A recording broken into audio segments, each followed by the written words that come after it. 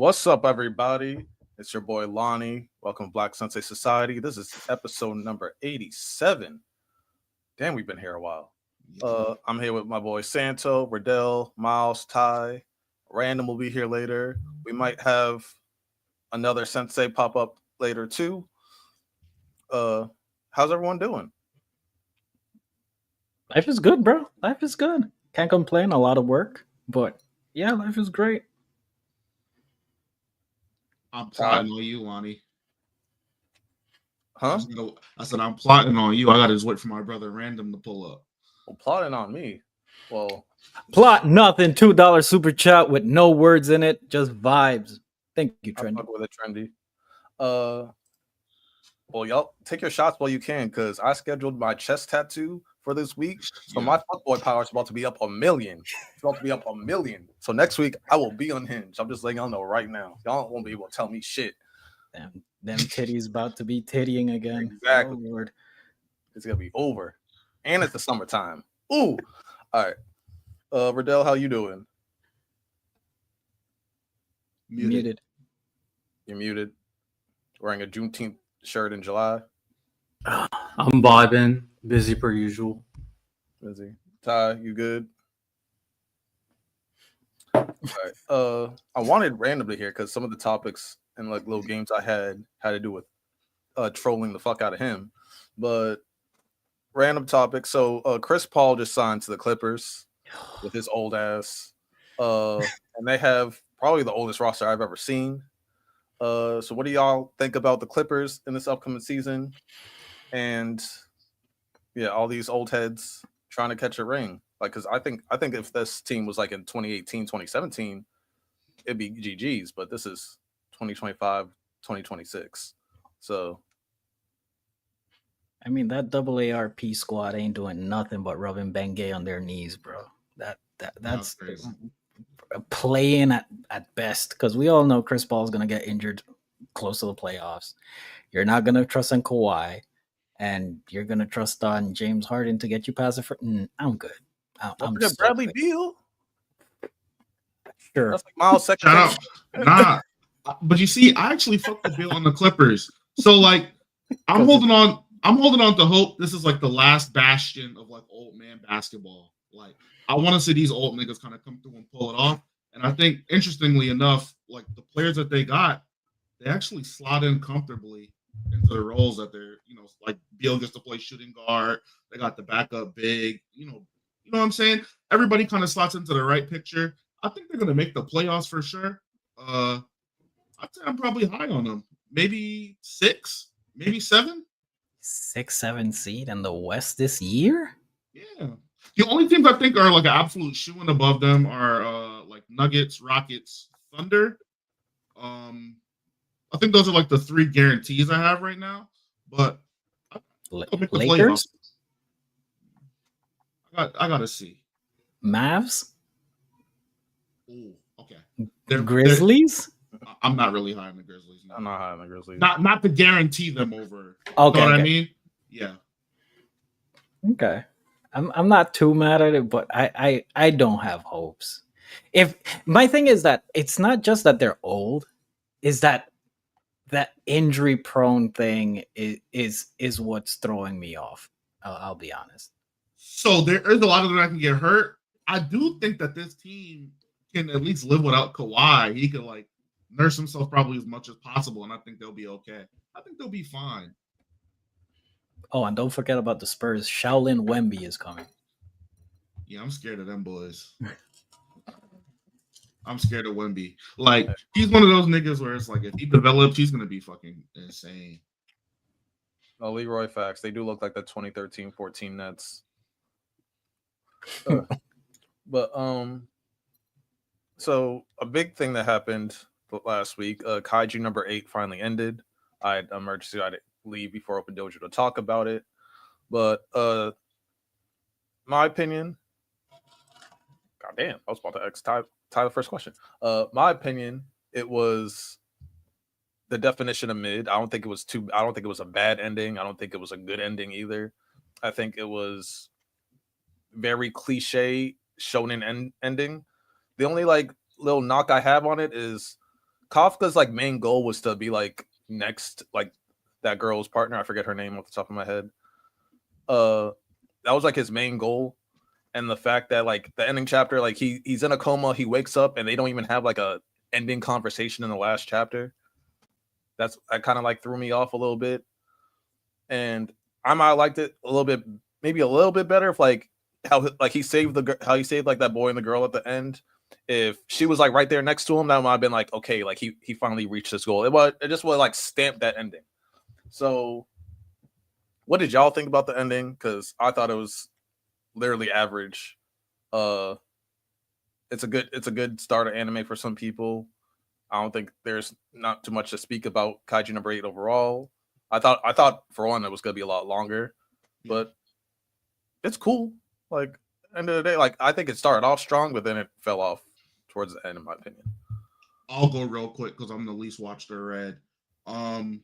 According to a lot of the anime community, this is regular. You guys are supposedly kind of getting used to like mediocre or average endings, and that's pretty much the sentiment I've heard. It some people were saying it didn't even feel like an ending chapter, just felt like it did it. chapter. So I mean, yeah, it's disappointing to see because it's kind of making that narrative seem a lot more truer than it actually is. But here's to the next story bouncing back. Yeah, I didn't want. I'm anime only, so hey, I got mid to look forward to, I guess. At least you know.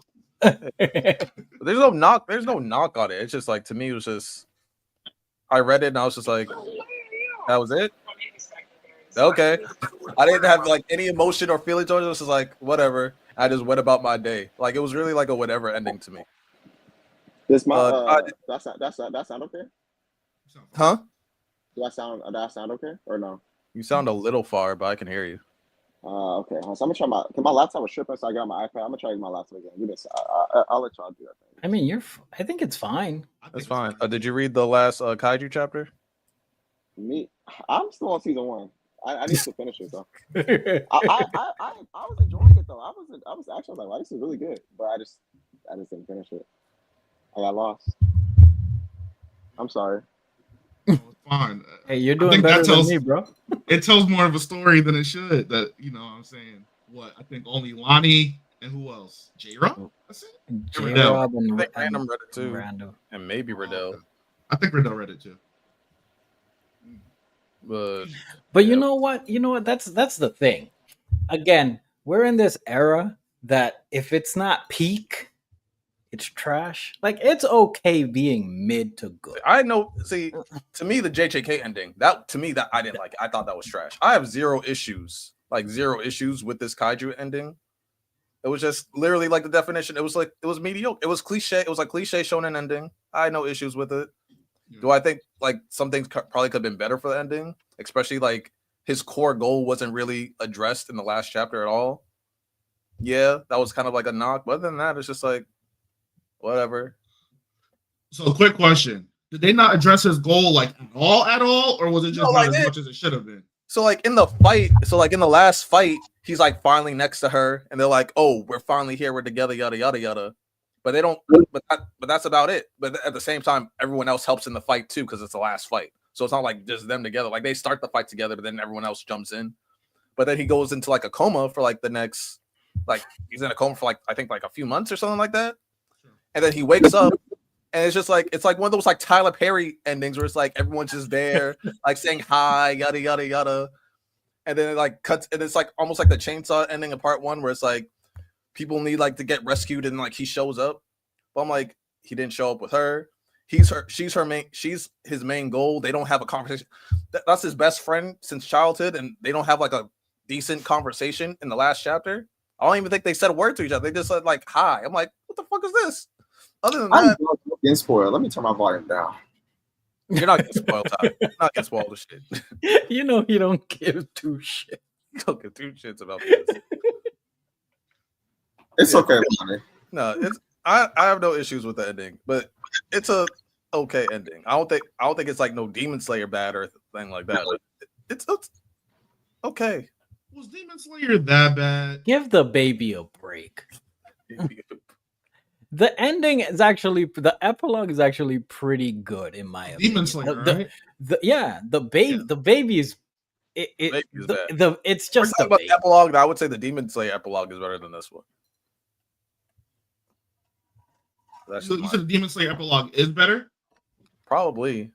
I'd have to read it, but probably. I mean, I'll just say that the epilogue is actually, to me, I enjoyed the epilogue. I enjoyed the time skip and all that stuff. I like Demon Slayer's end. The only thing that kind of soiled it for me is I thought Muzan was just very underwhelming. That was my only problem. Yeah, Muzan was underwhelming. I think they tie Muzan into the whole ending arc. And Ty, what do you have to say? What? Did you freeze?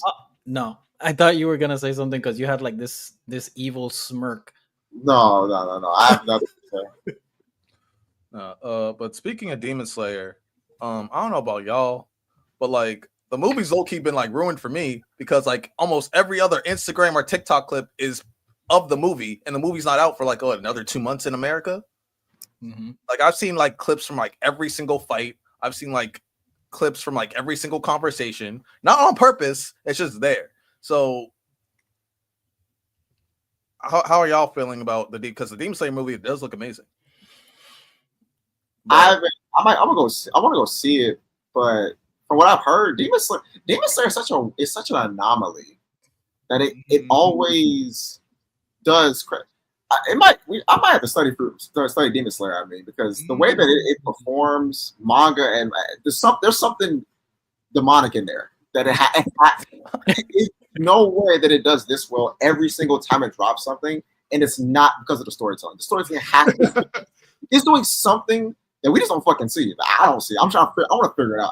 I'm actually being so genuine when I say that. I need to figure out what the fuck they're doing. Whatever the juju was for the Pacers in the playoffs is what Demon Slayer got. They got the same demon behind them because it makes no damn sense how they doing this way.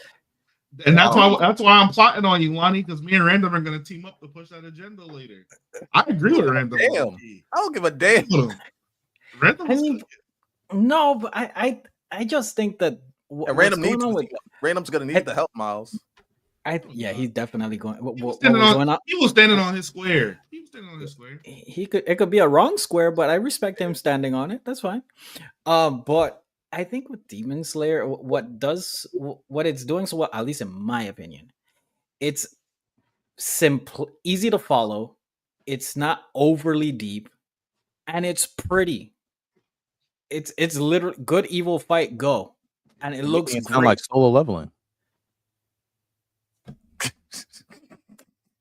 I mean, there's nothing wrong with that. There's nothing. That might be the formula, and it's okay. Yeah, I think that genuinely is the formula. Yeah, like it's just that. I mean, it's great animation, great fights, emotional attachment, I guess, and it's not overly complicated to follow. You said characters too. Are Demon Slayer characters really like that? They maybe not on the complex side, but I think they're presented in a way that makes you care about them. They usually look cool when they fight, and then when you get their backstory, it's a heartbreaking story about how they were just mauled by demons. You're gonna relate damn near every time, So yeah, their backstories, you get emotionally attached to the characters by that by that trope, and it works, and it's literally rinse and repeat for every character, in my opinion. Except the Love Hashira, which I thought her story was still good though. Fair. But yeah, I pretty much watched the movie on TikTok at this point. They've shown every fight. I mean, the animation looks amazing. In Japan, they did not care about that copyright thing that they said. They said that they don't want anybody recording in the theaters. They said that they're willing to prosecute. They're saying they're willing to do arrests. They did not care. They leaked that bad boy so quick. They were camping out and everything. The phenomenon of this Demon Slayer is insane. I agree with Todd. Like, why Demon Slayer of all the stories? Like, he has to be doing something. Riddell, you have any thoughts on why Demon Slayer is so good? Well, animation, simple story, interesting characters. I mean, basically, yeah, I think all of them are. You don't need depth to be interesting. You just need to be unique for someone to like them. and all of them are definitely unique. You got a blind dude who cries all the time, but is a savage. You got a savage that looks like he will beat up anybody at any point. You got someone who loves poison. You got the cool emo guy with Giyu. Like, you got variety. And then obviously you got your main three. So, yeah, a lot of variety. Because before Random gets here, because I'm also just buying time, I found randomly. Hold on, share screen. I found a little Demon Slayer tier list. We're not gonna go through all these damn characters. Fuck that. Just the main characters, and I want to see like how good are some of these Demon Slayer characters, and how much they move this. Because like we said, it has to be something. So where would we put Akaza? One of the main guys in this new movie. Don't remember everything about him, but I do remember his backstory being really cool. His backstory was cool. He was like a martial artist or whatever. He had a wife. They like went in on his dojo. He had a lot going on. He was more of like the human type demons than any of them. He wasn't completely gone. I'd give him like an A. I think he was one of the better characters. I think so too. What about Giyu?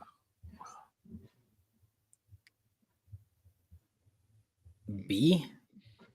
I didn't want to hate on him. I low-key have him as a C character, if I'm being honest. Yeah, I put him at B. Because if we think about it, we see him in the first episode, and then we see him towards the end of season 1, and then we see him in the last fight. Is it crazy that I like Sabito more than him? And I didn't see Sabito for only about 3 episodes. That's kind of that's why Giyu has aura and everything like that, but he's mid. I'm sorry, he's like, because he doesn't. I don't feel like he gets enough screen time. I feel like if they flush his character out a little bit more, or if he was involved in maybe a few more things, he could be a better character. Like, his backstory was cool, but I don't know. Like 90% of his character arc is in the last fight, and that's not a lot of talking or backstory or whatever. That's just boxing, in my opinion. Okay. How many characters we ranking? Just like the big not ones. all of them. Not all these guys. Woo! Yeah. Where would we put the Love Hashira?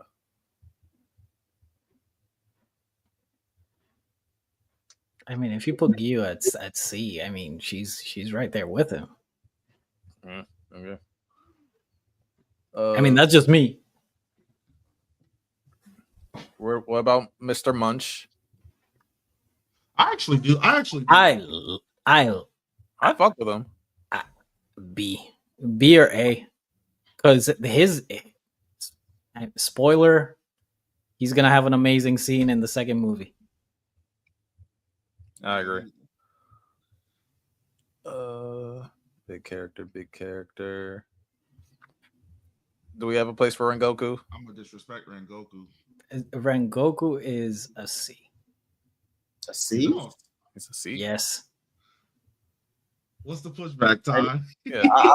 I C is average. So explain real quick. Explain to the, and he's also a fan favorite of people. People love. Is he average?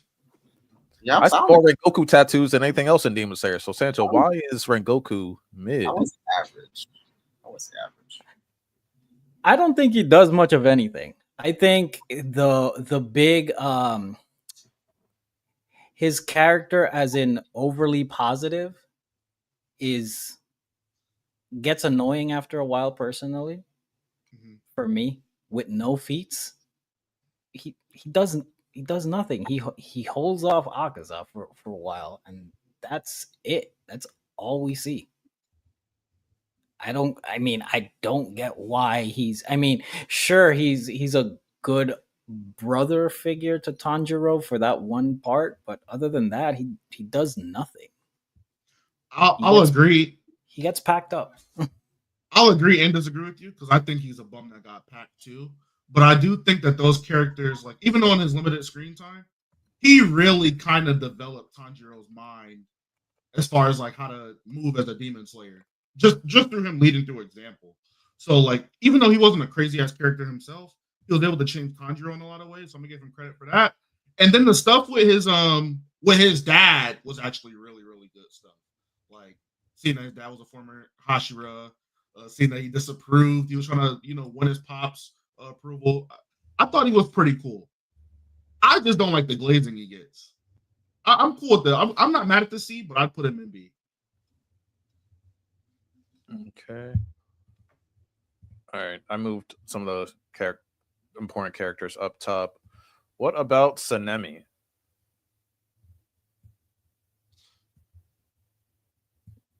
Favorite Hashira, but he kind of just angry, no? He's right there with his brother. He's at B. Okay. B. Mr. Him himself that we know nothing about, barely, except like a flashback. Aura farming. Just straight aura farming. Mega tier or What y'all think? How much does aura farming get you on this tier list? This is based on how much you like the characters. That was this based on. Not how you like. Where would you like? Basically, like what? Like if we're actually like critiquing the character. I would either not rank him or just throw him in the don't know or remember tier. I thought Goku and C is just crazy. Where do you think he should be? At least B. What the fuck? Like, I mean, you know what I'm saying? Yeah. Bro, I maybe. said B. I'm with you. At least B. Okay. I can move him to the back of B, but where we put in Right there. Keep him right where y'all got him. Don't listen to me. Don't listen. See? That's No, we agree with Ty. No. You're Sato. All right. I think that's the last important character on this list. Riddell, where would you put Zenitsu?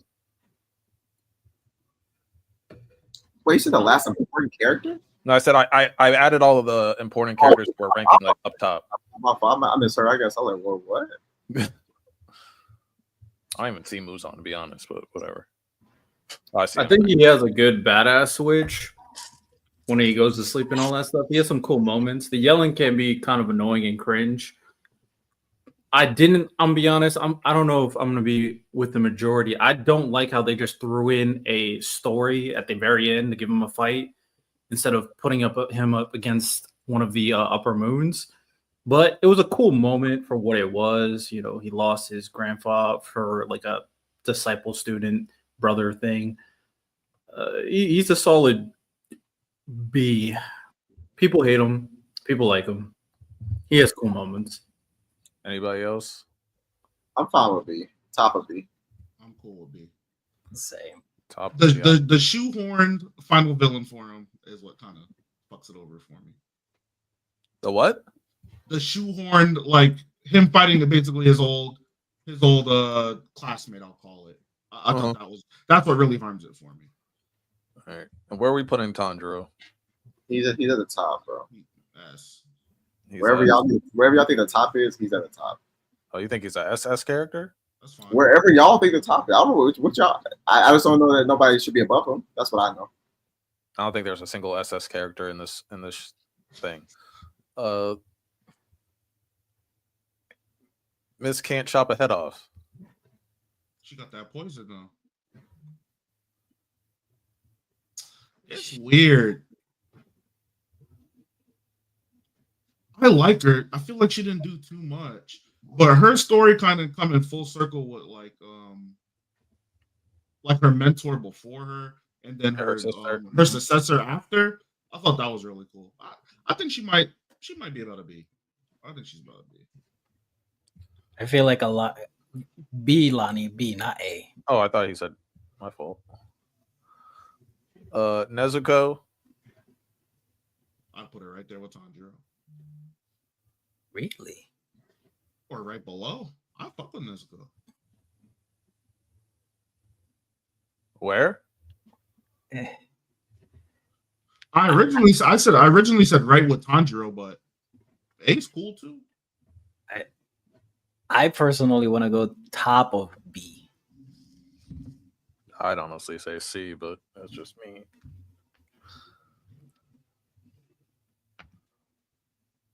Oh, J. Ralston. Anybody else? Riddell? Ty? At least B.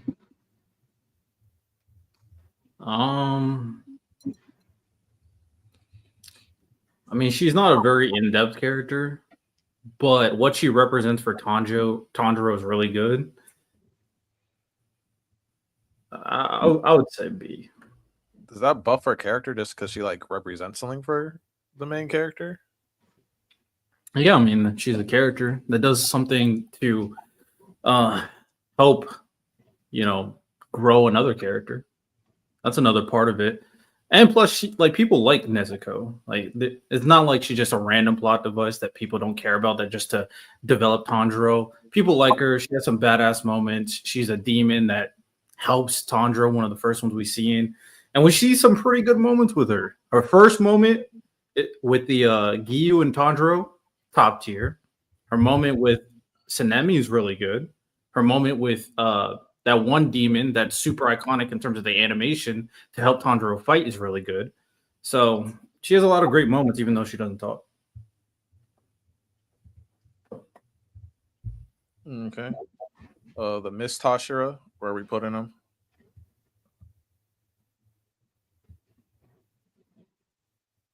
My thing is that a lot of these characters, it's almost the same thing could be said for a lot of them. They're cool when they fight, and they have emotional backstories. Like his backstory with his brother was actually like really, really moving. Mhm. Bottom of B. The second Upper Moon. Generational hater. Uh, yeah, right there looks fine to me. I'm not gonna lie. Put his ancestor right with him. Drop Muichiro right next to him.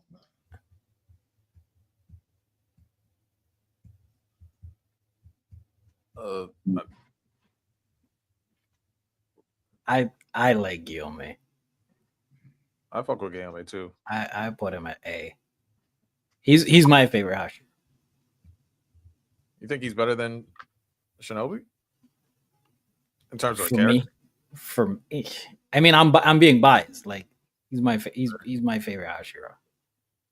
Any objections there?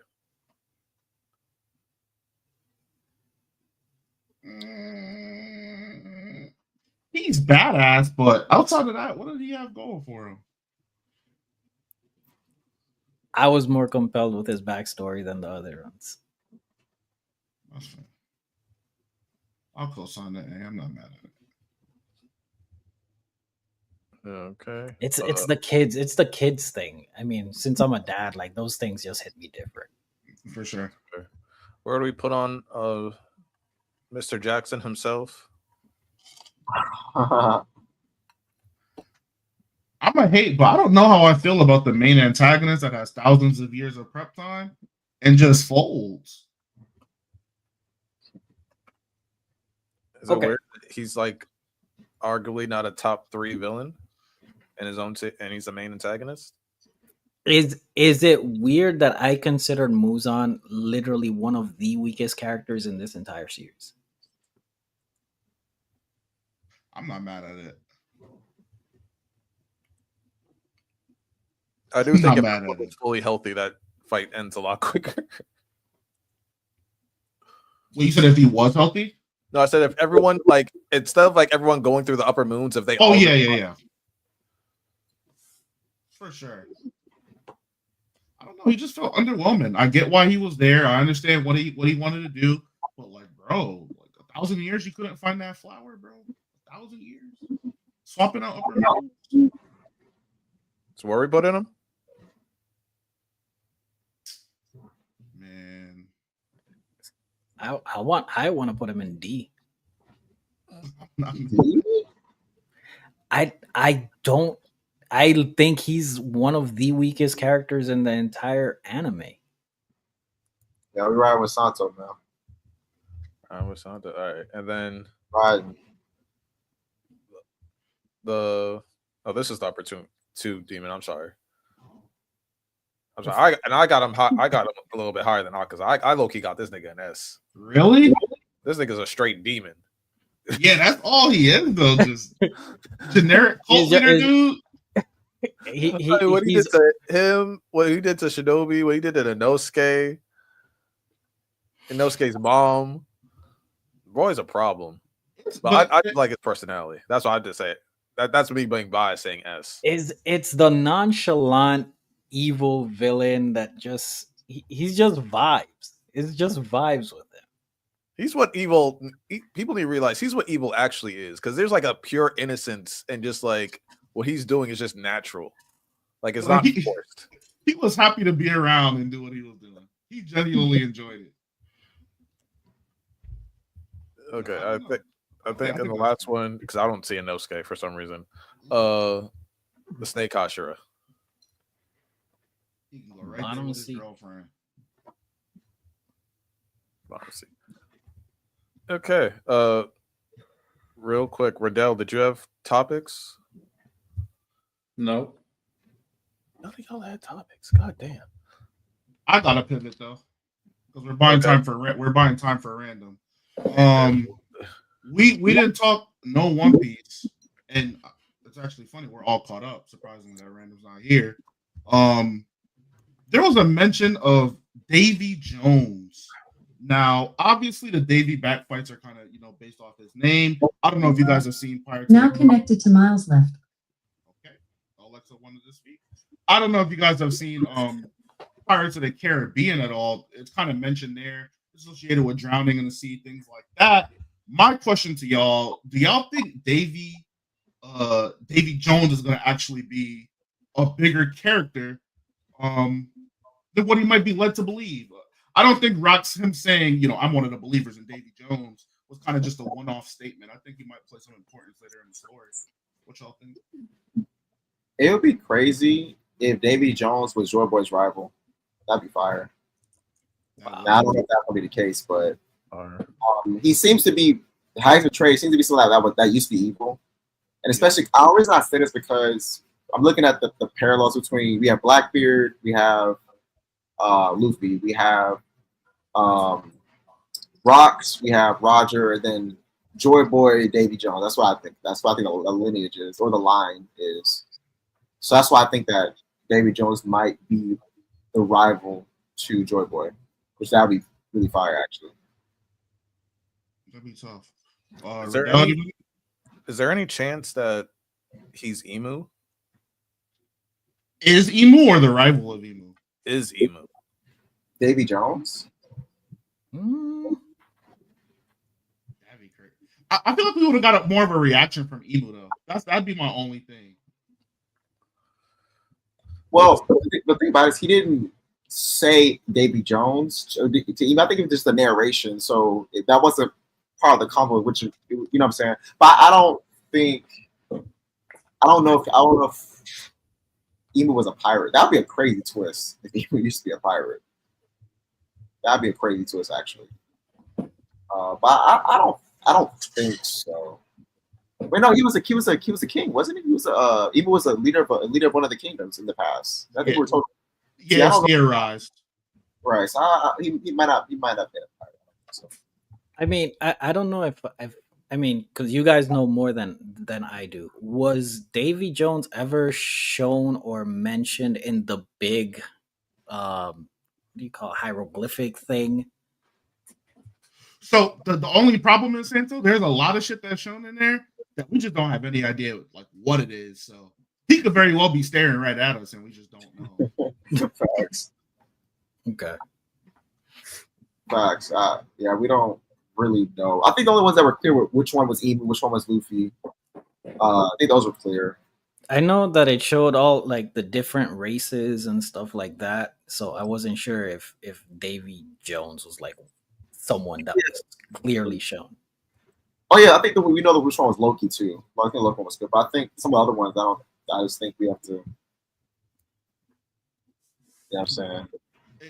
It seems like the left side was like very clearly. You guys did all know what this was, and then the right side is like, yeah, you wait for to the end of the story, little bro. Like, literally.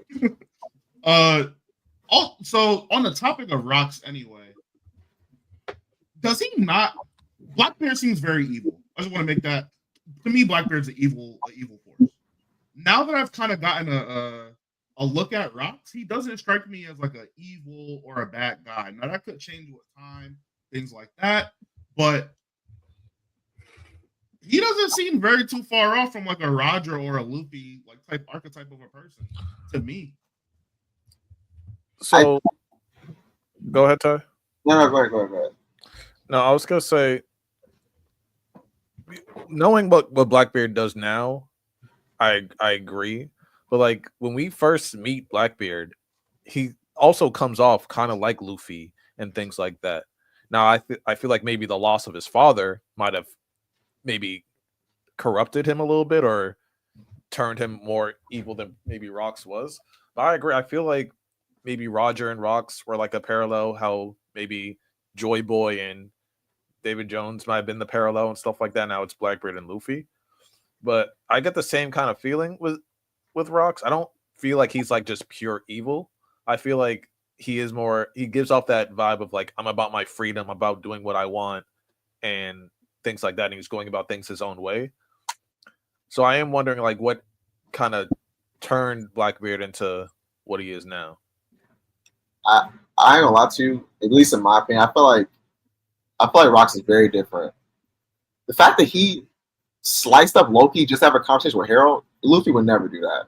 You know what I'm saying? Like Luffy and Roger would never stab a kid just like me. Like that's I think that's crazy.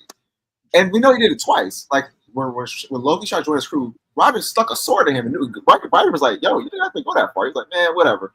Then he said, "Hey, yo, tell your dad that you're hurt." He's like, "I'm hurt." And kind of like, I think that's really different. I think the fact that he murdered an admiral, the only way that Luffy would do that is if he's fighting a Kaiju. But I don't think that Luffy would just murder. Even then, I'm a little shaky on that. But I don't think Luffy would just murder an admiral. I don't think Roger would do that either. And they kidnapping kings. Now Luffy might do that, depending on the circumstances. Luffy, he'll kill. You know what I'm saying? But I think his violence, particularly towards kids in Loki, I just can't see Luffy and Roger doing that. The worst we've seen is like punch like Kobe, but that's because he was like trying to help him. But I don't think he would do this to Loki when you know what I'm saying. Just he's the kid that wasn't bothering anybody or anything like that. I don't think that's to me the biggest difference. And also he said he wants to rule the world. And Luffy, Luffy doesn't want to do that. Luffy's just trying to like he wants to just be the freest person in the world. He wants to free everybody. While Rock's like, I want to rule the planet. So I think that makes him really different. Yeah. And also Harold noted that this guy's not a good person, and he told the rest of the crew, why you guys following this dude? I see him like I see Crocodile. Like he would work with you to get his goals done, but he will turn his back on you. He will do whatever it takes to achieve his goals. I don't think he's like Doflamingo where he loves to see people get tortured, but he doesn't care about anybody at all but him. But I think it's also time to take note of what people his crew have said about him. I think Big Mom said, "Yo, this thing is insane."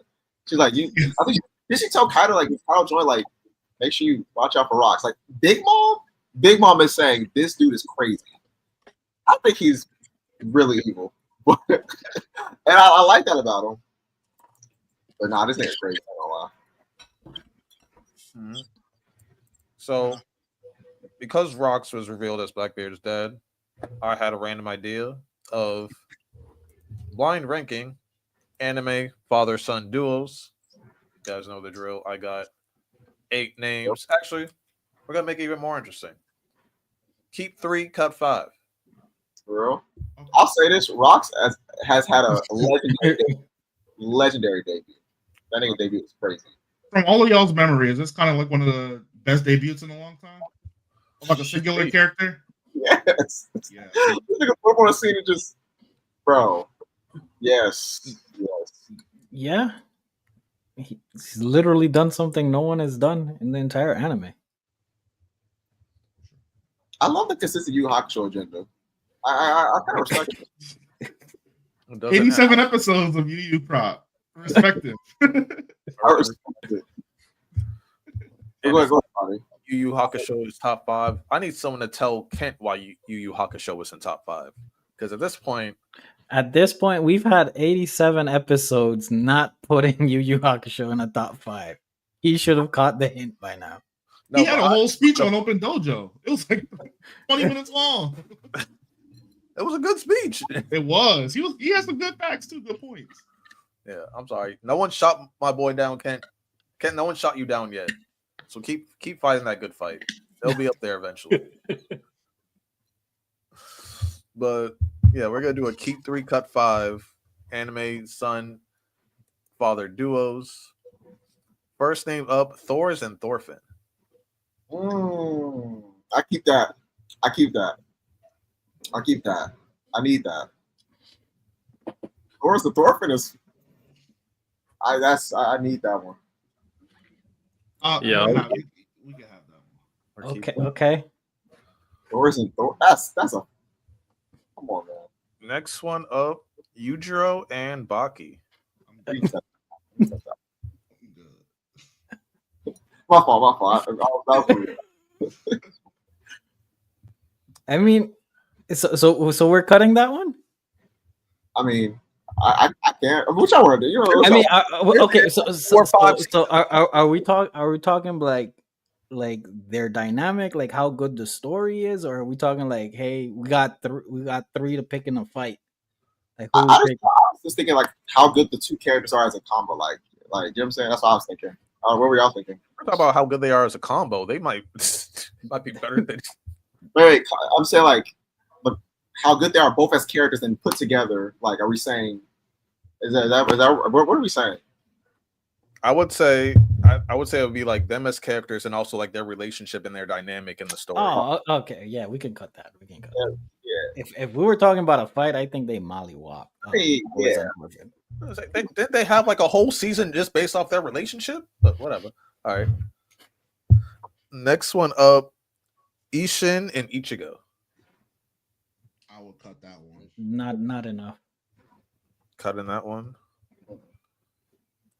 Next one up, Vaughn and Edward. Oh, I'm keeping that.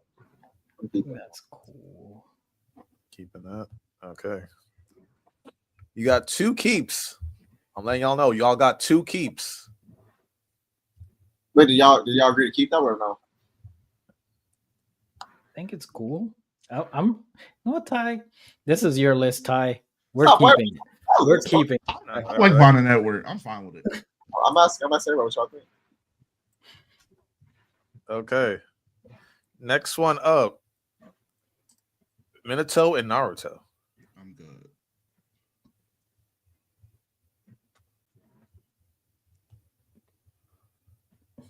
It's cute.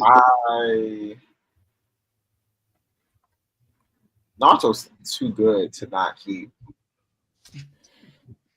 Naruto alone or both? Naruto has a big backpack. I like their initial meeting, right?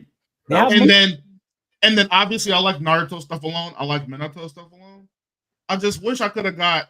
There wasn't time for it, but a little something after. I like the flashback when Naruto was born. That was really good. The speech when he finally like lets go after the reanimation technique was really good too. But I vote to cut. It's not so list. We have to be very selective because Ty rattled off 2 right off the bat. Wait, hold on a second. Did y'all not agree with Thor's and Thorfinn? We're Naruto and Boruto. Riddell, what you think, Riddell? Naruto and Boruto. I would cut. All right, we cutting then. And it's the characters and also their dynamic and how in the story. Okay, so we're cutting that one. We have 2 left. Goku and Gohan. I mean, Come on. I mean, Goku hard carry. This one's more balanced than the previous one, but I think that Hey, Naruto's. without their relationship, does he beat Cell? I mean, no. I don't mean, think I don't think they don't survive the first 3 arcs of Z without Gohan. So now you can argue that they live longer without him in Blue Saga, though. Okay, so we have only one more keep. What are some that he could say after? I'm assuming Luffy and maybe Luffy Dragon, maybe who's some dads, man. He could be an asshole, say Gon and Gene. Oh my Yeah. god! I mean, you know what I'm saying? I mean, he could be on some freak shit and say Kenjaku and Itadori. That's very Lonnie of him. Wow. I'm thinking freak, man. I'm thinking Lonnie right now. He could say, wow, who are some other dads? Natsu and Igneo. No, that's actually a good That's a one. pretty good one. That is my wife's favorite anime. Does he name anything from My Hero? Like if he says Endeavor Shoto, Dads. Oh, Endeavor Shoto is good. That's a good one. but do we trust Lonnie? I don't trust Lonnie. He's a monster. Why'd you say something crazy like Judge and Sanji or something? Wait, will you say any of the JoJo's people? Any of the JoJo's dads in there? No? The only one comparable is Josuke and Joseph. That's what I'm saying. Like, y'all think he might. I guess Jolene and Josuke as well. Well, he said son, so never mind. I mean, if we take this and he says Shoto and Endeavor, we're cooked. Are we? You only have one more keep? We only have one more keep. Sato, why'd you use them all? All right, Let's keep it. we can cut it if I want to. Okay. Oh, okay. We're keeping or cutting? You can cut it. We cutting? Okay. So the keep 3, cut 5, father-son duo goes. You kept Thorfinn and Thor's. You cut Yujiro and Baki. You cut Minato and Naruto. You kept Vaughn and Edward. You kept Endeavor and Shoto. Woo! You cut Ishin and Ichigo, and you cut Goku and Gohan. I know W Spawn list. will be pissed at y'all for cutting Goku and Gohan, but W list. that is on y'all. Is this the best list we've ever done? Probably. And I am mad at myself for not adding Kenjaku and Yuji. I really should. That would have been wild. He out freaked you? Well, that's his mom. So that would have worked. Is it? That is Yeah. crazy. Yeah. I mean, it's literally his mom. She gave birth to. Crazy. This is mama and his dad. Oh, good. Oh my gosh. No, Gege's wild for that. Okay. Since I'm still buying time for Random and J Rob, I decided. Hold on. We talked about this summer season anime, how it's comparable to like last season and other big seasons. So we're gonna do like how Riddell used to make us do. We're gonna claim our one anime, post it, see what it is, and then I'll also talk about the other big animes. Post in the comments any anime that we don't talk about or animes that you want to talk about or highlight. Maybe we haven't heard of it, or maybe other people in the chat haven't heard of it. Anyone got one right away? I mean, I got two right off the top of my head. The summer Hikaru died. I think it's doing a good job so far with its anime adaptation. Really interesting story, seinen style, and also deals with a lot of LGBTQ in rural cities and towns. I think it's really interesting. You guys should check it out. And Takopi's Original Sin. this thing, it's my favorite anime of the season so far. Like this little girl is a villain in the making. It's great. It's such a captivating story. Yes, it's sad, but I think I don't think they lean how people think to that sadness trope or all of the self deletion thing that the first episode dealt with. The story is actually very captivating, very moving. It's interesting. You guys should check it out. I have it personally as it's going to be in the anime of the year conversation. So I was actually going to ask you. I'm glad you mentioned it. It seems like from what you've been saying in the group chat, it kind of turns the corner into like a revenge story. Yes. Okay, I think I might hop back in. I was kind of off put because I didn't want it to all be about, like you said, like depression, self deletion, things like that. But if she gets that get back on the blonde hair chick, no. Yes. Yeah, we locked in. All right, I'm gonna hop back. Yeah. So 2 things. Togepi, it definitely is gonna spark conversations. I'm low-key mad and happy that it's only 6 episodes. Because I'm mad that it's probably not gonna get the love it deserves in terms of rewards because it's only 6 episodes. But it is an amazing story. And this girl is a S tier manipulator off rip. Hey, Trauma makes the best villains. I'll always say that. Bro, Trauma makes the best villains. Just think if Johan was a kid, this is what this girl is turning out to be. It's gonna be like, I don't think she's gonna reach Griffith Johan levels, but she might be a tier below, and she's like what, like the 2nd grade or some shit like that. This girl's a problem. And the summer Hikaru died. Listen, I'm gonna see it through. It's a great story. I'm not gonna lie to you though, Santo. There's sometimes I feel like I'm intruding. I feel like, yo, I should not be seen. Like I feel like, yo, why is this happening right now? Like, I know they're not doing what it feels like they're doing, but when the dude stuck his hand in the alien's body, I was just like, I don't need to be here right now. I was like, I felt like I was in the way. And yeah, no, but there are some like what the fuck moments. Sorry for cursing. Like when that tall thing was swinging in the woods, I was like, what is that? And I was just like, and I might have been drinking a little bit too much, but I was definitely like a little tweaked out. I was just like, yo. So it definitely has that horror factor. If you're weak against LGBTQ stuff, then I don't know if it's for you. Even though it's not like overly, it's nothing like overly stuff. It's just implied. It's implied. There's nothing that actually happens. For all you super alpha macho motherfuckers. No, but it's a great story. But it's what a horror should be, because there are times where it's like you're uncomfortable, especially in terms of that aspect. Because there was no reason why he needed to put his hand in there for that long. And then when he went up, I was just like, "What are you doing?" And I was like, I told Tails, like, they fuck it. I don't care what you say, they fuck it. Yeah, but no, it's an interesting story. I definitely want to see how everything unfolds.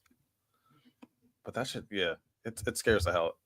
It's disturbing. That's the term I would use. It's a very those are the 2 I would recommend. Anyone else got an anime from this season? I'll probably say Don. Don's gonna do what Don does. Do you think it's gonna be better than the first season?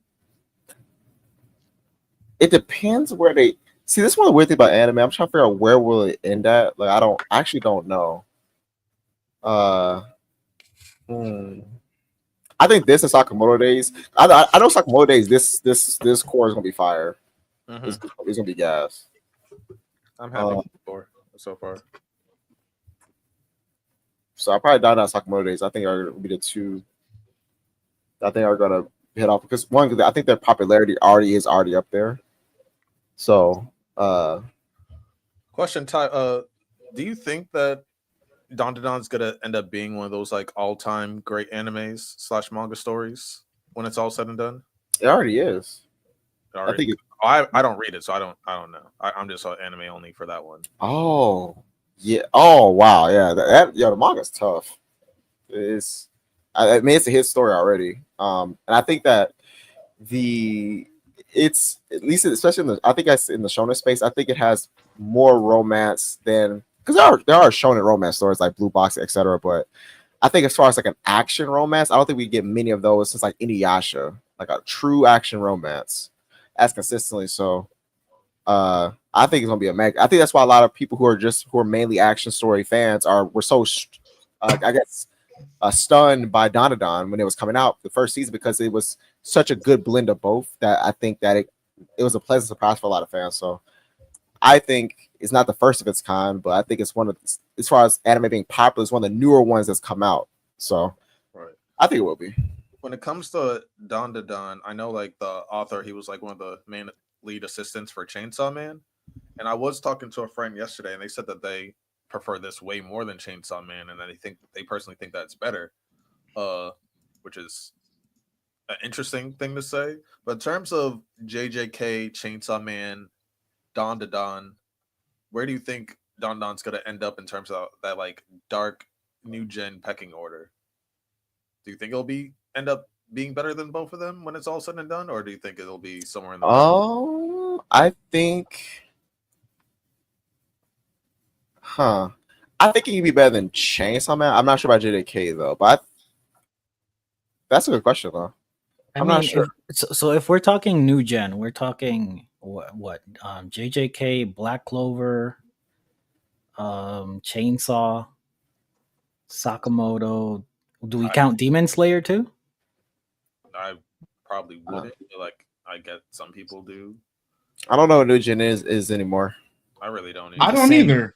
I really don't know what 2020 be like the cutoff. Yeah. I mean, I'd say. So I think the new gen series out right now is Don, Blue Blocks, Sakamoto Days. Yeah, you can say. Yeah, you can say Kaiju. I think like that. You know, we thought new gen was like that 2015 era, like the My Hero Academia. I don't know if that's considered new gen anymore. It's almost been like over. It's been a while. It's been like 10 years now. I'd say 2020. Like. Yeah. So like Ichi the Witch, stuff like that, I would say it's like new gen. Yeah, free water. Free run? What's good? Yeah, free run. Yeah. Blue Lock? I would say Blue Lock. Yeah. It came around the same time. So out of the new gen, if we're talking about like the post JJK era, I think Donovan has a good argument for being the best. That or Blue Lock. $2 super chat. Go ahead, Santo. Are you? I can do it. Yeah. $2 super chat from Dan Young. Shout out to Fragrant Flower, best romance of the summer. I've been trying to watch this thing, and I don't know. I'm so this goes into another tangent that I have. I'm so annoyed with the release dates being scattered, because I'm watching all of these little clips about different animes and stuff that are amazing, and I can't watch it. I want to be part of it.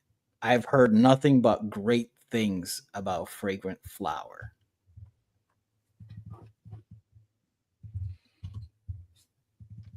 Looks like Dan disagrees with you. He said they're botching it. Really? Yeah. Or are you talking about the not releasing it at the same time, like region locked? Oh, that's ass. VPN up. Yeah. Oh, okay. Yeah. Oh, okay. That's what he means. It's the release. It's literally region locked until September, I think. But it's like out, like it's completely out. It's completely out, but we can't see it till September. Yeah. That's weird as hell.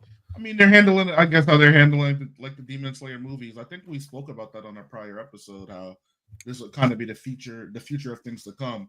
Now we limited it. Oh, super chat.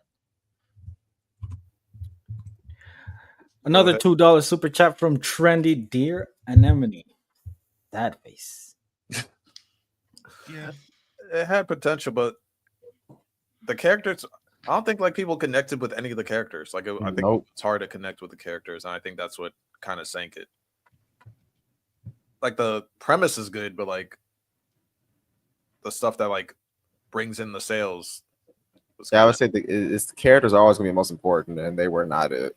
Can anyone name like 2 characters from Dear and Enemy? No, I'm not going to. I don't even know what the main character's name. I'm sorry, I forget. Nah. It's like Ja Rule meme right there. I guess not. It was a flash in the pan. I must say the MC doesn't really talk until like you're already out leaving the first act of chapter 1. Like that's crazy. That's insane. Wow. Like no seriously. Like if you think about like how most stories start off and the main character's introduction, like it's memorable. His was not, and it just Dang. All right. Riddell, what's an anime that you're watching this season that we haven't talked about or want to watch out for? Things like that. Gotcha Akuta is really good. I read a bit of that manga. Definitely more of the gritty style. I hear people are rating it pretty highly. It's not your typical shonen. It's basically a revenge plot. The guy wants to get his get back for the people who like threw him away, basically. And they have a unique power system where they have a object that they care a lot about, and they can use that object to use their ability, kind of like Full Bring and how they use it with Bleach. So pretty cool. I've only read a couple of chapters, so I don't know how deep it goes, but I hear it's doing very well. So that one for sure. I have like the first volume of it, and I liked it, but I haven't like bought any more. But like I'm really enjoying that anime. I'm locked in. Trash is an interesting concept in terms of powers, but hey, it works. I think it's different. I think it kind of gives like that Soul Eater, like grunge type vibe, which I really mess with. And yeah, I think a lot of people, like especially like casuals, are really vibing with it. So I think it's gonna be doing numbers, and it's 24 episodes, so we're gonna be dealing with it for a while. That's a long season. Yeah. Miles, did you go? That was gonna be mine. Mr. Gachi Akuda. There was one that caught my interest though. Scroll down. Scroll down. Scroll down. Scroll down. I'm scrolling, nigga. Right there. No, go back up. Go back up. Go back up. Go back up. Go back up. Go back up. Oh, I was about to say, like, please say the No, one. go down. Go down. Go down. The one with the cats. Yes. Yes. Yes. I think it's it caught my eye. As y'all know, I'm a cat dad. I have a cat that passed away, but I still got my main cat, Pumpkin. I'm in my unk phase. I'm looking for easier watches. I'm done with combat. I'm done with long stories. If I can just hop in and enjoy a watch, that's kind of where I'm at now. Something simple, something sweet. Also, I'm gonna hop back into Don. I was being a little bit of a brat about the first episode. I actually like romance a lot. Prior to Don, I'd say I really liked Undead Unluck and how that culminated as like a battle romance. So I think I'm gonna hop into Don and see what that's. I would say that some of if the first episode bothered you, I think that I'm glad that a lot of that stuff fizzles out throughout the series, but it's still a little present at the beginning. So just a FY. It was at least this anime didn't pan out, but it was like the same reason why I didn't watch Goblin Slayer either. I just don't like that concept as like Not for you. You know what I'm saying? As a hook, I'd say. And I get that's not the main thing of the story, but just for that to be the shocking moment to kind of reel you in and introduce you to like the bad faction, I'm not really a fan of that. Now, Goblin Slayer didn't pan out, but I've heard only positives about Goblin. No, I feel that. Okay. Delawani, real quick, I wanted to talk to y'all. Huh? I said I wanted to talk to y'all too, and I better not get no pushback on this. Ghostblade is the best hero that we've ever seen, bro. You saying Ghostblade is the best? I think he's the best hero we've ever seen. I said that in the group chat. I was like, yo, I'm messing with Ghostblade. Like, Ghostblade's my dog. Like, I do like how in To Be Hero, like almost all my like, because when we watched the trailers, like we had like some preconceived notions of a lot of characters, and I do appreciate that like a lot of my preconceived notions are wrong. I like being wrong because usually, because unlike Riddell, I'm always right. So the fact that like I thought Ghostblade was gonna be like a villain, and he's just like the best dad, I was fucking with it, and like I do like the fact that how everything's like slowly connecting. And I forget the dude with the animal's name is, but to me, he's an op. I'm sorry, I don't Johnny Boy. Johnny Boy. I don't trust Johnny Boy at all. I don't trust him at all. He's too happy. He's too nice. He's like a happy version of Ty. Like a happier version of Ty. I don't know. I don't know. Something shady about it. Like he might stab people on the low. I don't know. He might be the main villain and just nobody knows it. I trust Johnny, but I don't trust the Johnnies. I don't trust his creatures. I don't think we have a full scope of how they work, but I do, and we've said it every episode.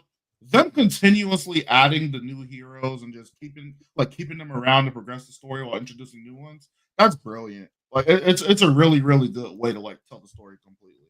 And then lead up to a tournament where they kind of turn up, against each other. But I really fuck with Ghostblade. I like the really like the way he fights is really grounded heavily in reality, based off like compared to all of the other heroes.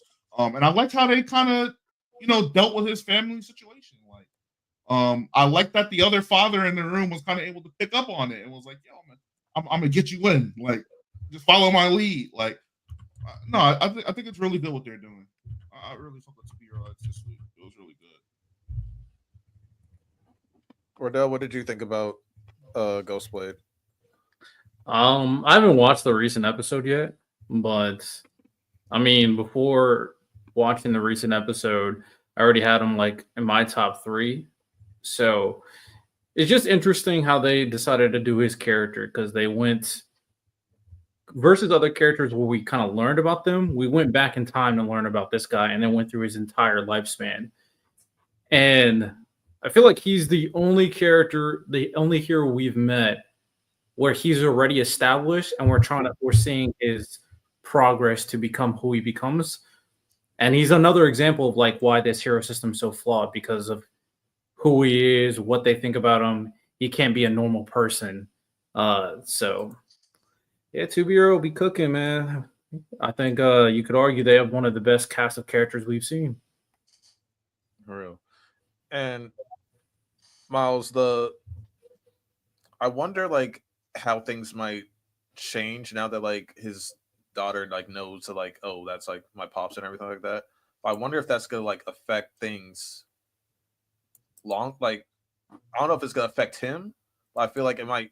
I feel like her finding out might affect the story in some way down the line. I'm automatically like predicting like the sky's blue. We know who he's working under. It's going to get to a point where we've already seen Ghostblade kind of begin to show his agency, kind of do what he wants. That's why he's kind of there in the first place. He's going to probably have to use his daughter to get him to come back into the fold and do what needs to be done. That guy's pretty much already shown us he's not really a good person. And I wouldn't imagine him being able to use force to subjugate Ghostblade. So he has a loved one now. So I think that's going to be like the obvious answer, but it could be something else. We got a $5 super chat from Dan Young off the top rope. If Demon Slayer movie comes close to $1 billion at the box office, is Ufotable the GOAT studio? Would be the most successful anime project ever money-wise. Is Ufotable already not considered the best? I don't think so. Depends on how you feel about Ghibli. I think that's true, because like with Ghibli, like I don't even like really count them. Yeah, that's the thing. I don't really count them, and like, yeah, Ufotable got Demon Slayer. They got fucking Spirited Away. I mean, Ghibli would be considered like Hove. Like when you talk about like the best rapper alive, like you don't say Hove anymore because he's like in a different tier at that point. So maybe that's what Ghibli is at the moment. But I mean, what? On the topic of music, and here's my problem, right? I feel like it Here would we go. work because Demon Slayer's not good enough to beat Drake, and that's my problem. It's like if Travis Scott was the GOAT. I feel like I feel like Demon Slayer is Travis Scott.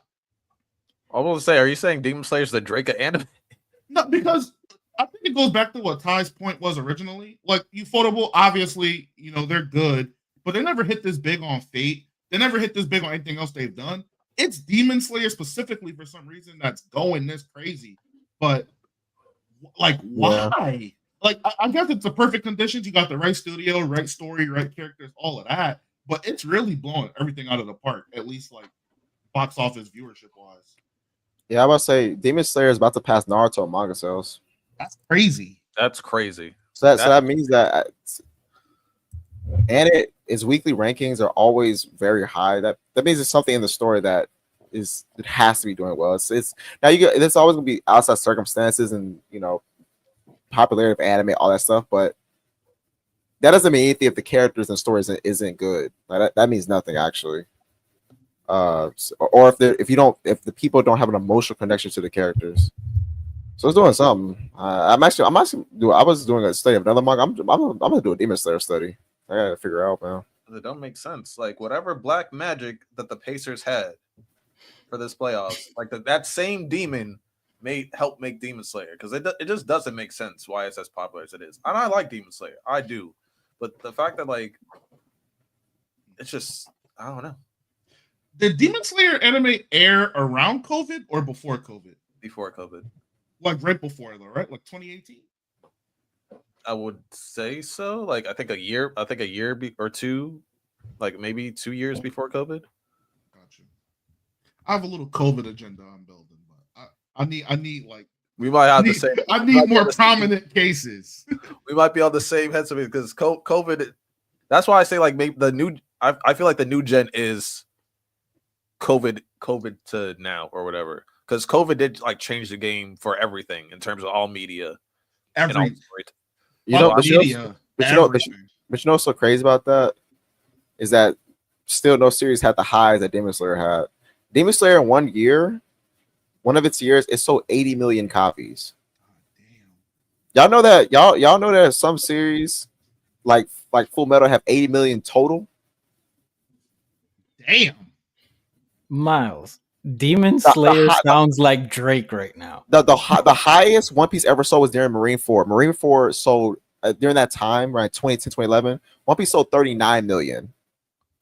So it even do half of Demon Slayer's peak. Like that, it's that's what I'm saying. Like, it's not normal because other series would have had this COVID spike too. I do think these things. Yeah. I think COVID is part of it. I think it's part of it because people have more time to maybe watch the Demon Slayer. So that's what outside factors, but nothing peaked like Demon Slayer though. That to me tells me something from the story writing that connects to people in a way that no other story has since. That's just a fact. Like, it's just. Is it safe to say that COVID created more anime fans than anything else? I think it created a lot, but not more than anything else. No, but I think it did.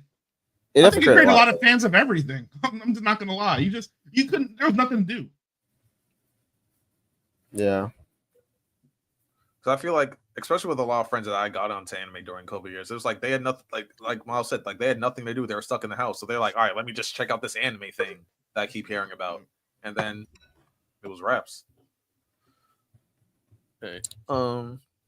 As we continue to buy time for our two headaches, the one that I was gonna recommend is Cleavitus.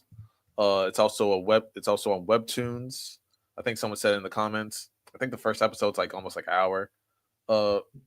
Animation's great. The story is really interesting. I think there's like 3-4 episodes out right now. Basically, these people want to travel, like they want to like expand their knowledge of the continent and stuff like that. Like, there's all these kingdoms, but they're surrounded by all these beasts, and it's like every time they try to like travel and wander off and things like that, these beast lords attack them and stuff like that. And so we see this group of adventurers. They're trying to attack this demon lord in his territory. He's just like, why? He's like, why the fuck? Why the fuck y'all putting all on me all the time? I don't go into y'all lands and mess with you. Why are you guys messing with us? Just because like we run on 4 legs and you guys run on 2, you guys think that you guys are better than us. So he murks them, and then he goes after the king, murks him too. And then this lady has like this baby under rubble. She's like, it's just a child. And he's just like, I don't give a fuck. And she's like, but it's a baby. And so she like pleads with him. And he's just like, let me figure out what human life is about and see if like a baby's actually worth it. I'm actually like raise this baby. And then if the baby's still trash, they'll just destroy everything up. And then so he raises one of the fallen warriors back from the dead to help raise the baby. And they're traveling and things like that. Yeah, it has one of those dark fantasy vibes, like a Berserk, like a Goblin Slayer, kind of like a Dark Freerun. I think the characters are pretty dope. Animation's dope. I would definitely check it out, especially if they given it this amount of animation and long run episodes. And yeah, I think it's another webtoons banger. Yeah, I think I'm gonna switch teams, Lonnie. I think I'm with you on the webtoons taking over. It feels like they're kind of just lying in wait, and now they're just like, here's another one, here's another one, here's another one, here's another one. They might take this shit.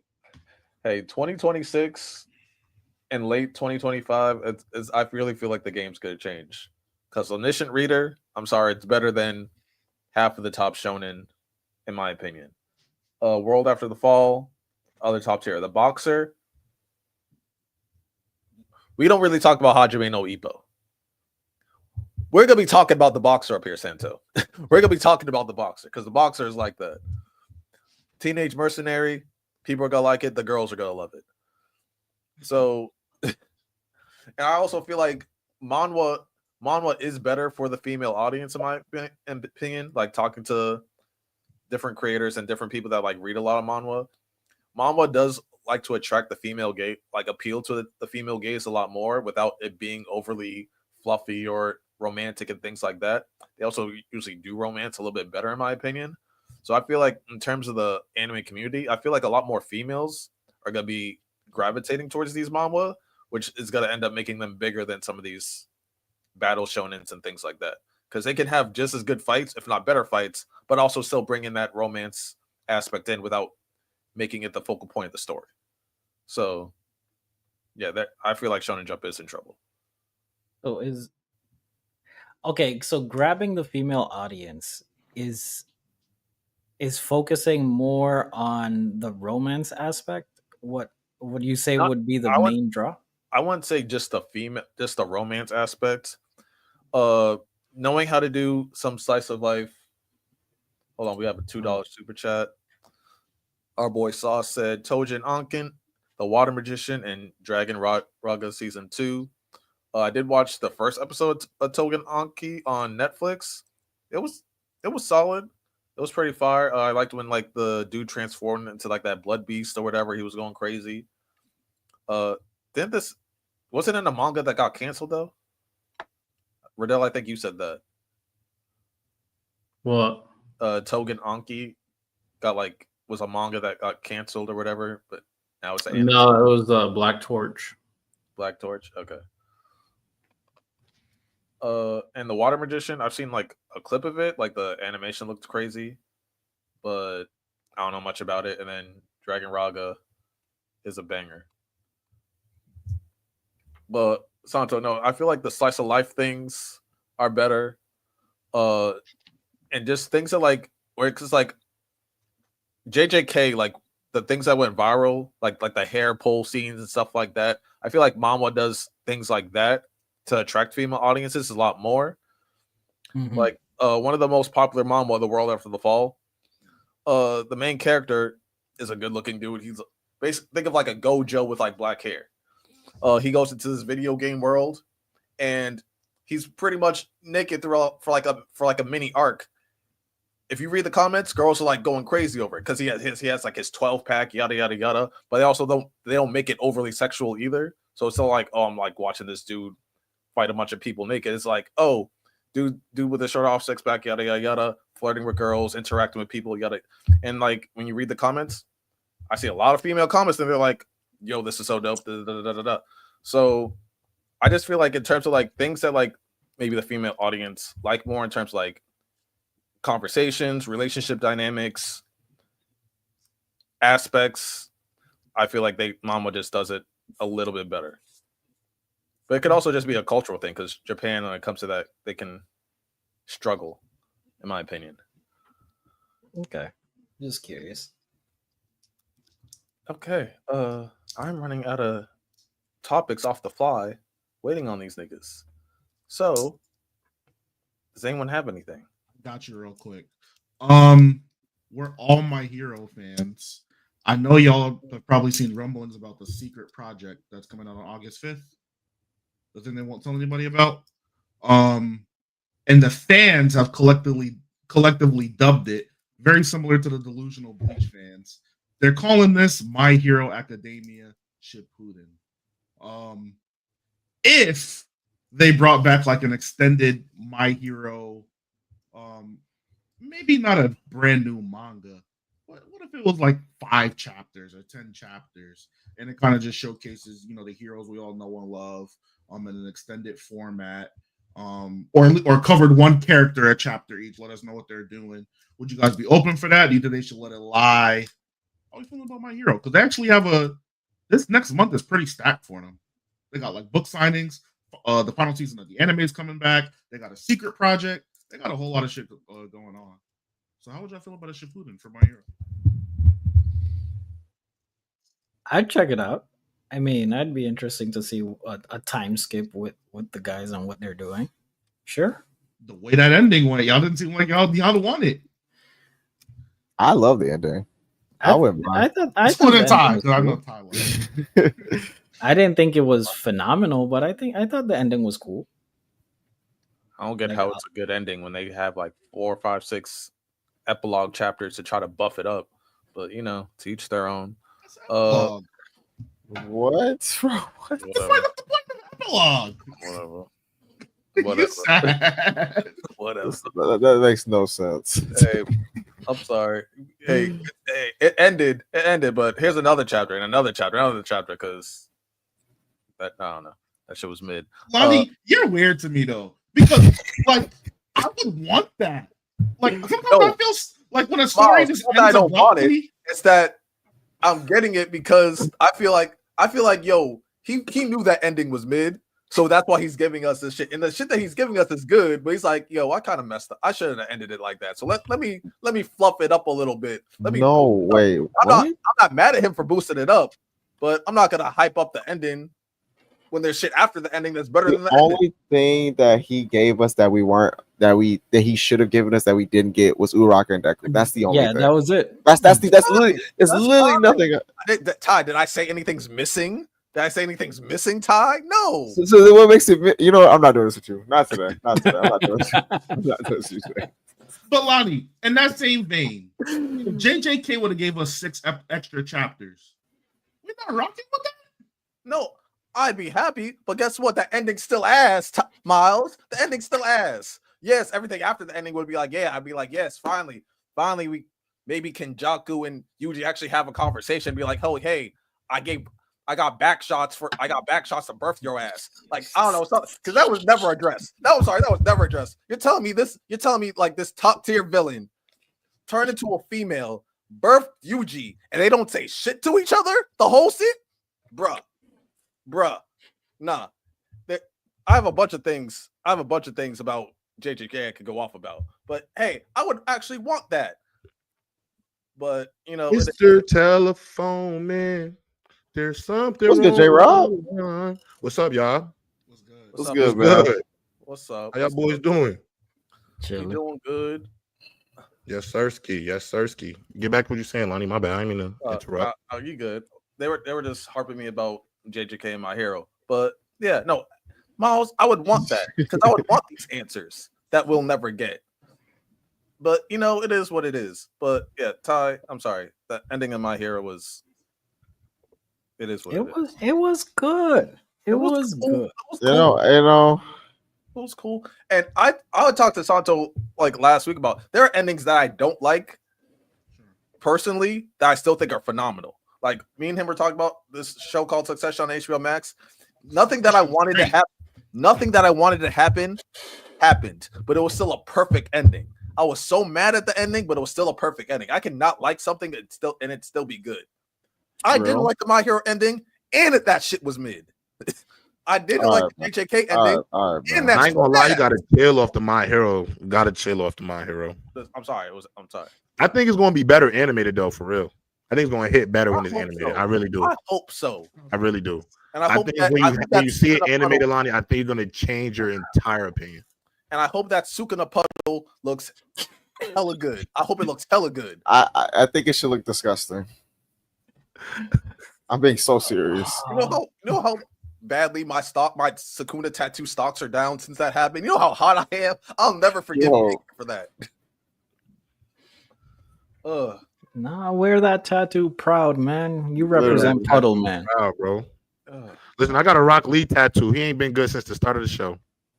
I got a Rock Lee tat. I got a good 40 to 50 episodes, gang. I got good 50, and I got 50 in a movie.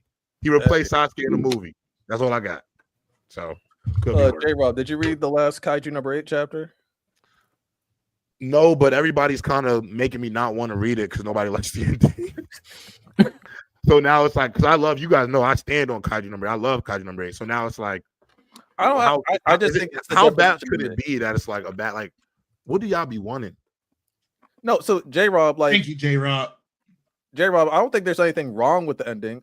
Maybe like one thing wrong with the ending, which is like, which I feel like probably should have happened. Like the only thing was like, I probably should have happened, but I didn't even knock it that much for it. It was just one of those like Tyler Perry cliche endings. Like, all right, everything's done.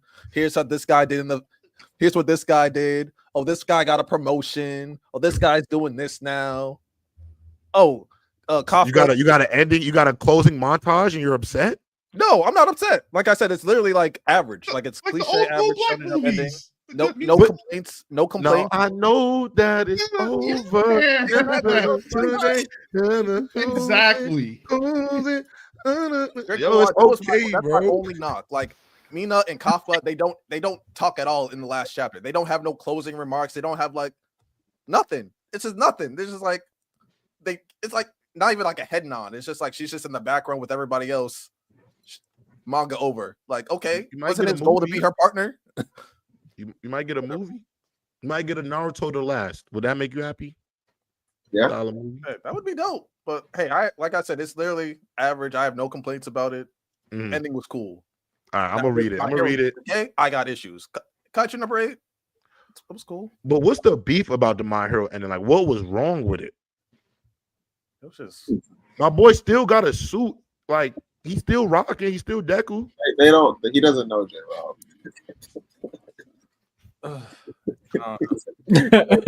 No idea. Like you wanted them to have God powers forever or something? No. The only thing I said is that you pay off on Uraka and Deku because you set that up. You pay off on that. That's the only thing. But then they gave us that, so I'm like, it's literally nothing. I have no issue with it. After the ending, Ty. It's after the ending. That's not. We're talking about the last chapter after the ending. So yeah, we got it. But that counts as the ending. It's in the final volume. It's in the final. It's literally in the final volume of My Hero. Yeah, whatever. He's talking about the end of a story that belongs to part of the end. In the final volume. Because it's part of the manga. I'm so confused. Yo, Ty, I just didn't like it. I don't know what to tell you. I was just like, whatever. You don't like the release date. Sure. Hey, it's not like a Tokyo Revengers ending. It's not no Demon Slayer.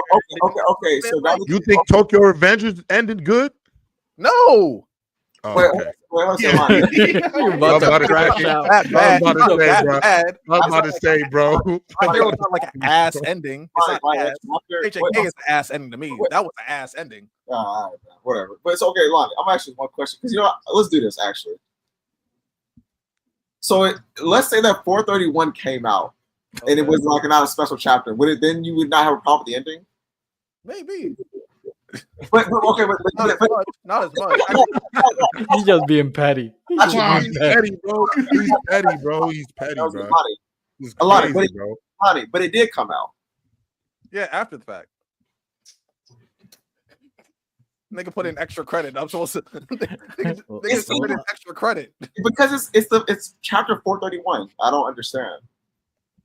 You know, it's like when you like get a bad, you don't get the grade you want on a test, and you go to the teacher, and he's like, you know what, write an essay for me about this. It's in the Weekly Shonen Jump magazine. It's in the final volume, but you're saying it doesn't count. Yeah, I mean, it counts towards his work. Cool. Well, it counts towards the end if it's in the final volume. How is it not? It's cool. All right. That's cool. It's Now, cool. Hey, if we get My Hero Shippuden, like Miles was saying, I'm still gonna watch it. I doubt it, but that's just like that's the buzz on the street. I honestly want. I would have no problem with it because Boruto is gas. Well, I'm with you, J-Rob. If it wasn't for Boruto, I'd have no faith. Yeah, facts. Boruto is gas, so I'm good with it. No, we're good. I was gonna segue to Boruto, but ending rocks for My Hero. Yeah, no, it would be cool if like they had a sequel and all that. But I honestly want the author to have like a dark shonen, because like the way that he does like the villains and like some of his dark panels, I think it's like really top tier. So I think if he did like a dark shonen, that would cook. Yeah, but, I agree. Yeah, Boruto, the latest chapter to me was gas. Oh, they also had one of the top fire panel of the new gen. What are y'all thoughts on the Boruto chapter and where Boruto's at right now? There was a recent interview where Kishimoto was saying he had no involvement and that this is all like the original authors like doing the way the story's going. I highly doubt it. Because you think he capping? You smell bro, the quality from this Boruto, the Blue Vortex compared to the first half of it, bro, the quality up in like it's insane. I think Blue Vortex is actually really, really, really good. The anime needs to hop on that. Fuck the first half of Boruto. Hop on that immediately. Go ahead, Tom. You know what's a little crazy about that is that it makes sense that one of my friends is a big Naruto fan. He also writes a story, so he said he could tell that Boruto Part 1 wasn't Kishimoto's pen. And I was asking like low key because I didn't like Boruto Chapter 1, and I was like, I don't think I can read this. Kind of start two before text, like kind of just like skip there or no. I have to watch. I have to read all this. No, I have to read it. Okay, I found I'll read it. You gotta read it, bro. All right, so trench work. You know, it's just a bunch of bullshit. I heard they give you a recap in two Blue Vortex. I was like, I can read the recap. Just skim it, Ty. Just skim it. Ah man, the end of the first part of Boruto and the Blue Vortex stuff is all pretty good. I already know like Naruto and everybody get sent to another dimension. Boruto's an outcast. Yep. Kawaki betrayed. You know, I get the gist. Some girl named something with an E or something like that. Yep. He changed everybody's memories. You know what I'm saying? I'm basically there. You basically are. I'm basically there.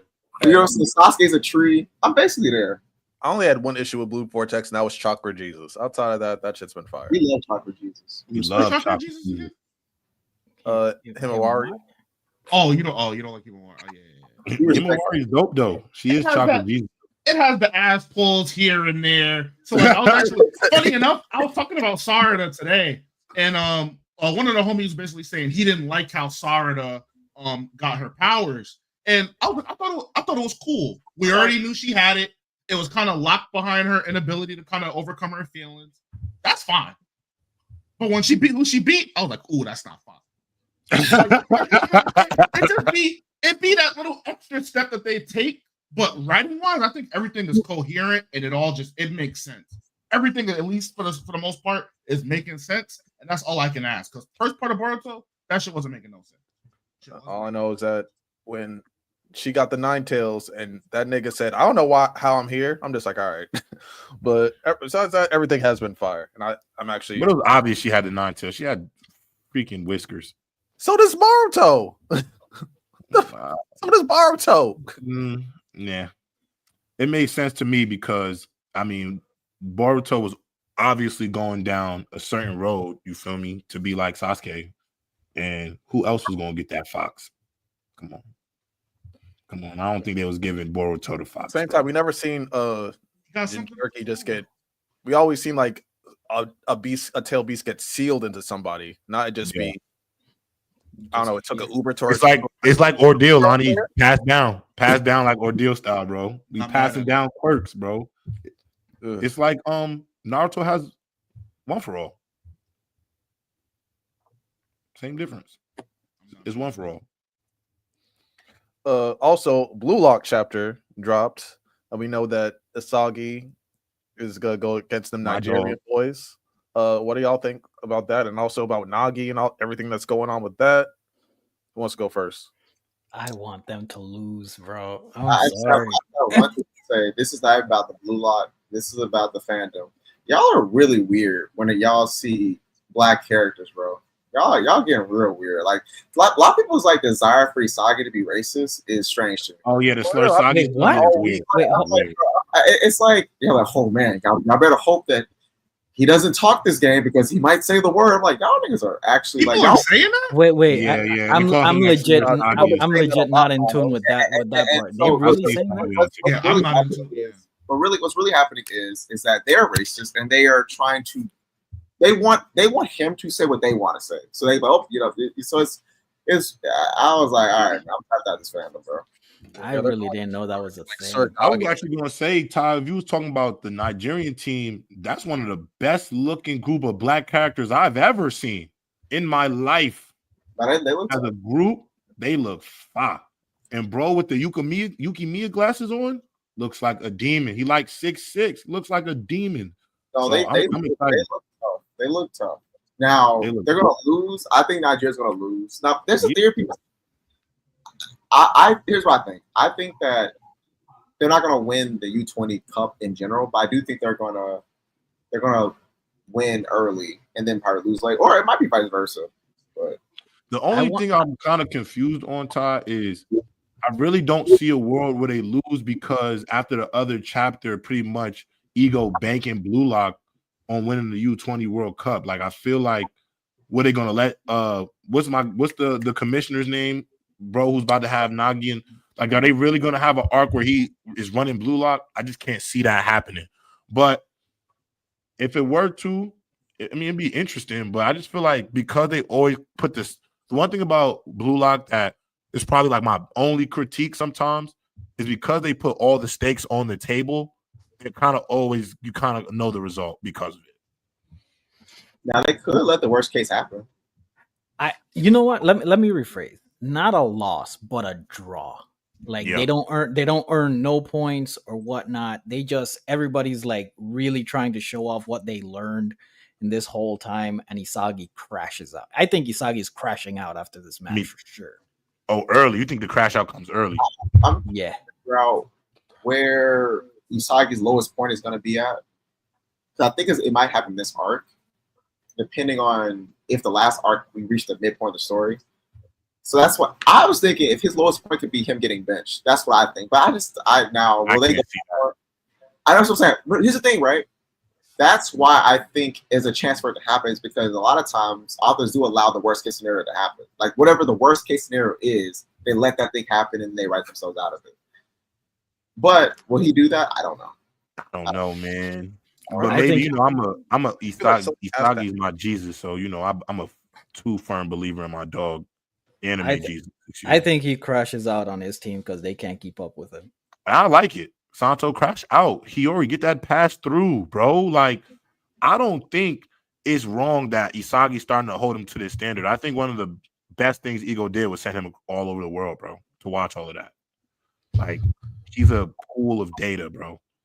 But I think what they could do, I mean, which ties into Ty's point of him reaching his lowest point and actually getting benched, is crashing out of his team because they're not keeping up with him, and it makes the team dysfunctional, which he can't control the team anymore, which causes them not being able to score on a team that maybe they could score against.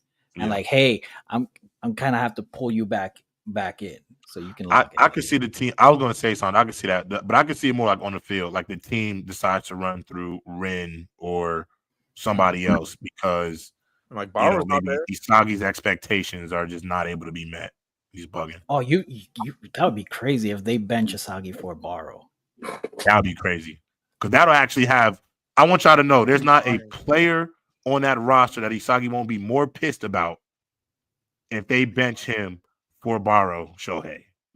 If that happens, he balls he out. is going. Yeah, J-Rob, that's what I'm saying. Like, because we present like the worst, that's the worst thing that could that's happen. the worst thing that could happen. Actually, I wouldn't be surprised because I'm thinking.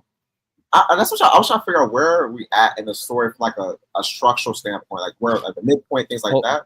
Hold on, Ty. We got a super chat here by Kai. I think that's pounds. I think that is 5. Anyways, 5. If they want to be realistic, Japan shouldn't even come close to beating France, Spain, and as a fellow Brit, England. Also, the formations are ass. Formations are ass, Santo. France is Loki. Formations are ass. Yeah, Loki will be playing. Yeah, Loki's playing. Okay. But he's only like 18, bro. Demon though.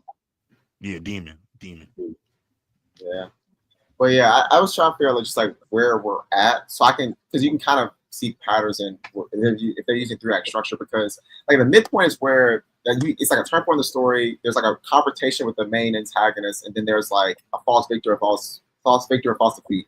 Like for example, One Piece was like Marine Ford. He had a conversation with the world government. He had a false defeat because the ace died, but he bounced back. That type of stuff. And I was thinking that was the case with the Eagle Sleep because he had a conversation with Noah.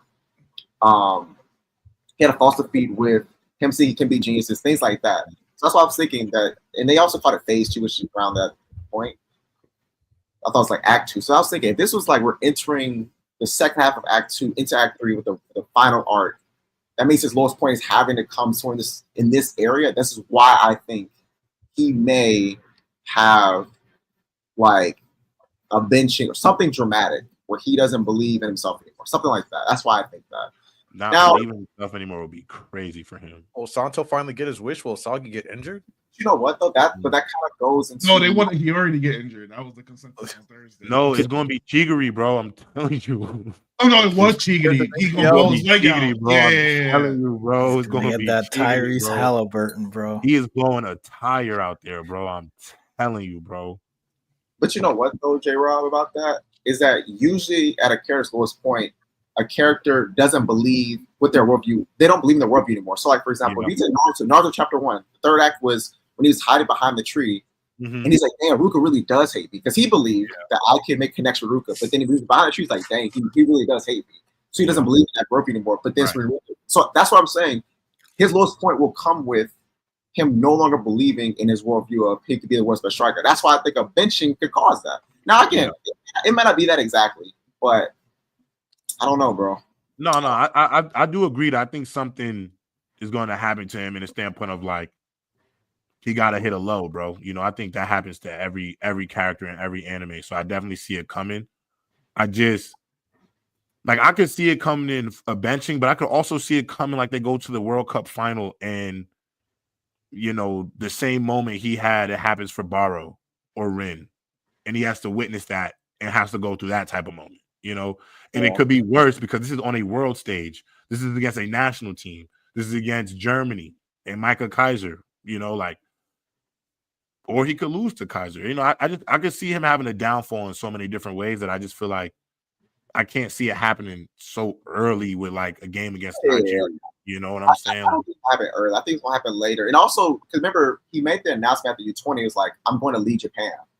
Yes. So actually, he's on the world stage, and they's like, "You actually can't." Like, if they lose because of him, attitude, whatever it gets to be, and he's like, then now the media's talking like, "You can't lead Japan." That'll low key hit. Low key. It'll hit. No, it'll hit. Yeah. Low key. We'll see though. Riddell, any thoughts? I mean, they got to make the final. The whole reason why is they're waiting for Sai. So I mean, at the end of the day, Sai needs to enter into the story, and it seems like the big antagonist that could be the thing that you guys were referring to is the guy he met in that restaurant who left him with the tab.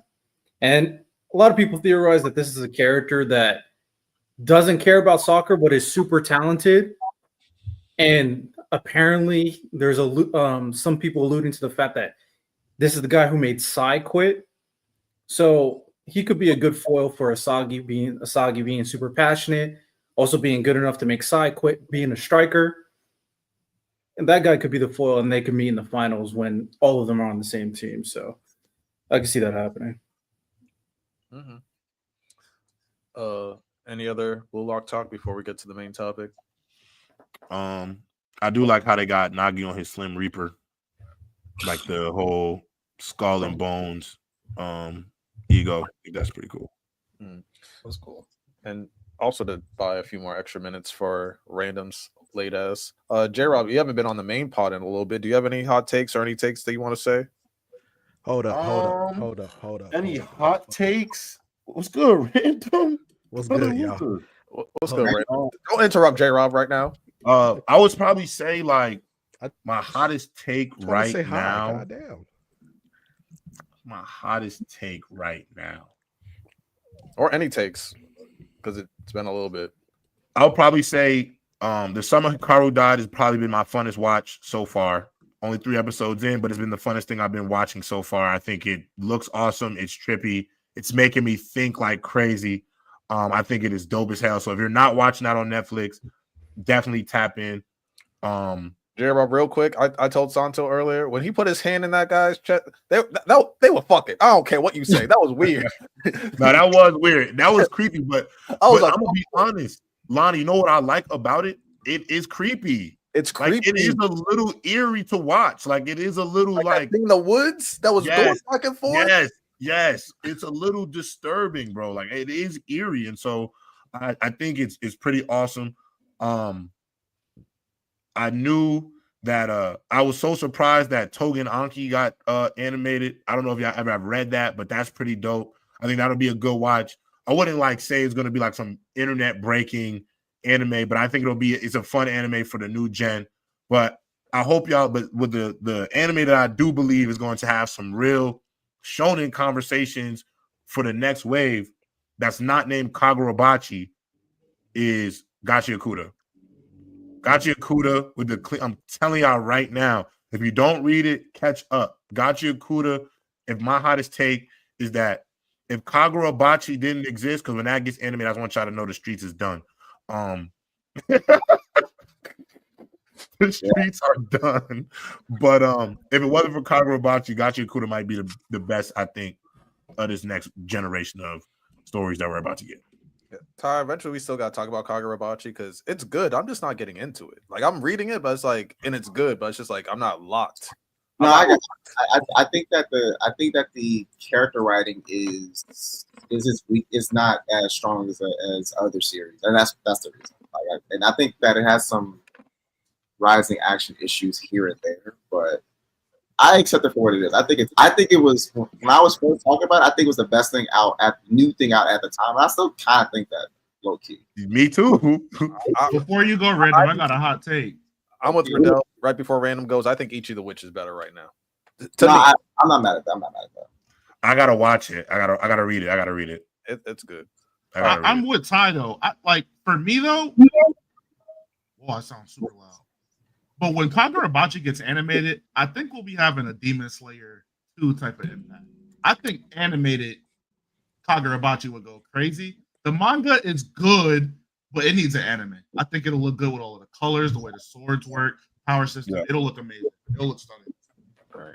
Random, the floor is yours. So I was listening to y'all on my way back from practice. Sorry for being late. I just had to go to practice today. I believe so. To go back to Blue Lock, I think the U20 is going to go horribly for the Blue Lock team. With the other dude bringing in his own 3.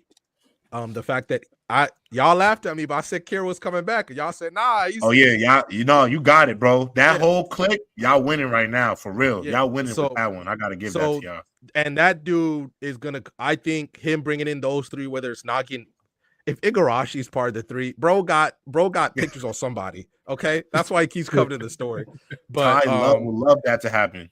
Yeah, but I think it's gonna go horribly, and I think it's gonna affect everybody. Like when Sando said, I think Isagi's gonna crash out because he knows he's seen what potentially the best could look like, and he wants to get there.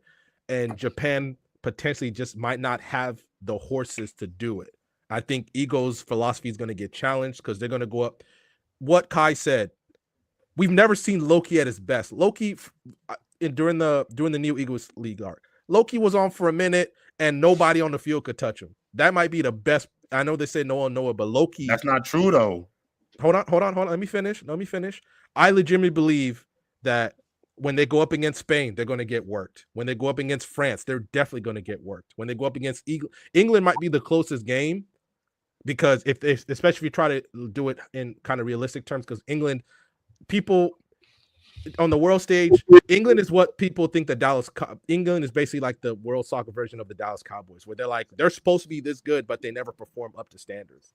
And I think might be the closest game. I think they're going to get outclassed in the U20 World Cup to the point where Ego's going to get challenged. Now, it would be very interesting because I think that's what needs to happen, so everybody can evolve to whatever that might be. And with the introduction of Kira, I don't know what he's going to be, because I know Ego said that those three guys aren't going to play, but I think Ego's going to be forced to a point where one of those got to play. And if it's Kira, I think Kira going to try and hurt Isagi. Kira, of all people, go ahead. You think they're going to be outclassed due to the players that are going to be on these other foreign teams, correct? Yes. And you think they're going to outclass the players on Blue Lock Japan? Mm-hmm. Correct. Yes. The issue I found with that argument is the entire Neo Egoist League, they played against those peers.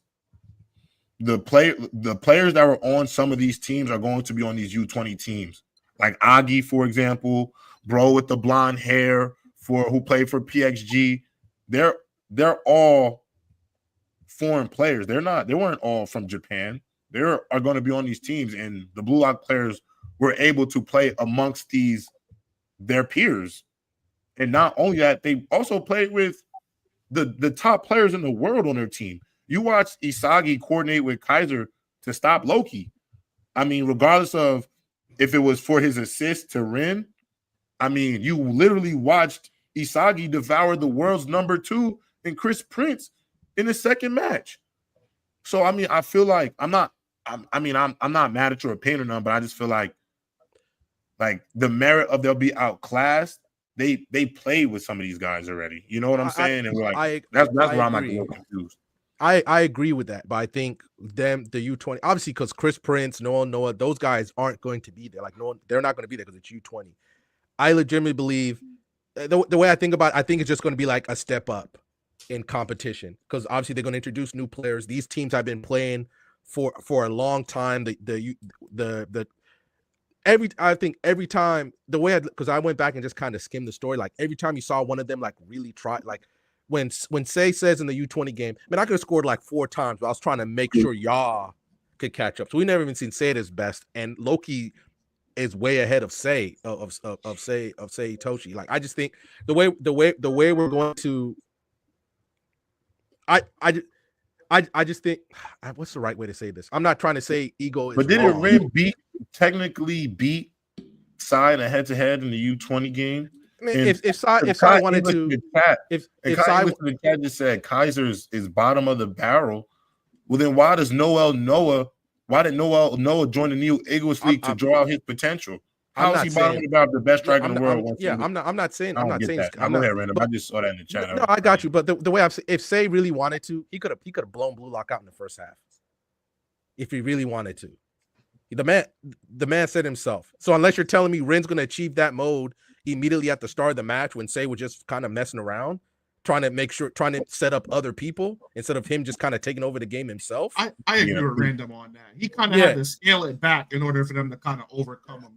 You get what I'm saying? The master playing with the student type of work. Mm-hmm. I don't think they would have been able to evolve the way they did if he tried his hardest from the go. And I think that's what's going to lead to Isagi's, conflict, because however you say his name. I don't know. Sai. That nigga. Sei showed. I'm struggling with his name right now. So Sei showed that he's able to scale it back. Isagi hasn't. I think that's going to be the issue. Like, hey, you guys need to step up, and he's not going to step back. I don't think he's going to get outclassed by the other team. I just think that Isagi himself, because he's advanced so much, he's going to cause dysfunction. And that benching is going to come, and let it be Baro or let it be Nagi. And he's definitely going to have to go through some lulls there, because if that team function, if they function with Nagi or with Baro better than Isagi, and he has to re-earn that trust with Ego just to get back on the field, like, I'd be interested in seeing that. Like, I believe they're gonna beat Nigeria, and they're gonna be like, all right, guys, we beat Nigeria. Maybe it was a close match, but they find a way to win, and then they're gonna step up to, because they're in a group of death too in the U20. They're in the group of death, and they're gonna walk up to France, and France is just gonna whoop them. Like, it's not gonna be a contest. Like, even real life, France is one of the best teams on the planet, and they have arguably the best player in the world on their team in U20. It's gonna be ugly. Because I also think it's unrealistic for Japan to win the U20. I think it's unrealistic. And I understand it's weird because we're talking about Blue Lock, but they're just not talented enough to win U20, in my opinion. I would just like to point out that all these characters are like 17/18, so that's cool. But okay, Loki, saying, like if they're allowed to do it like the next year or whatever, that might be the move. Like oh, we lost this year. Long training arc. Everyone trains for a year. Come back. Everyone got power. I want them to go to the pros, Lonnie. I don't even want them to train with each other. I want to see them in leagues. Mm-hmm. Like for right now, it's time to see them in pros, bro. I don't even want to see no more training. Like Lonnie, I don't know how many training arcs. For instance, I'm just using Loki as an example. I don't know how many training arcs Isagi's gonna have to go to catch up to Loki. Not one long training arc is not going to do it. Like. Loki's just so far ahead of Isagi that it's not even. So can I ask y'all this? How far away do y'all think they are now after they've went through their special training for 2 weeks and then the 30 days in Blue Lock and then like you think there's still a like Random and Santo? Y'all seem like y'all think there's still a considerable gap between them and the rest of the world. Now, I'm not talking about just guys like Loki, the Lokis of the world. I'm not talking about him, but I'm just saying the field that they're going up against in the U20, like. The field, like it just seems like I think they are so far away. So if they were in a different group, J-Rob, I could see them maybe making it to the knockout stages. But right. They're, if I remember, they're England, France, and Nigeria is in their group. They're gonna beat Nigeria, but they're in a group of death. It's just they're not gonna make it out the group stage. I don't think. But how do they get to Spain and Germany though? There might be like a losers pool. Maybe they find a way to edge England, and if anything, that just would make England. But then that would make England the England players crash out. But Random, what about when you saw Itoshi's side looking at Bunny Iglesias and getting all pissed off? Like I feel like they can't just leave that page unturned. Because Spain is in their group. Is Spain in their group? No. He said if they gotta get out the round. Okay, that's cool, but then they said he's playing.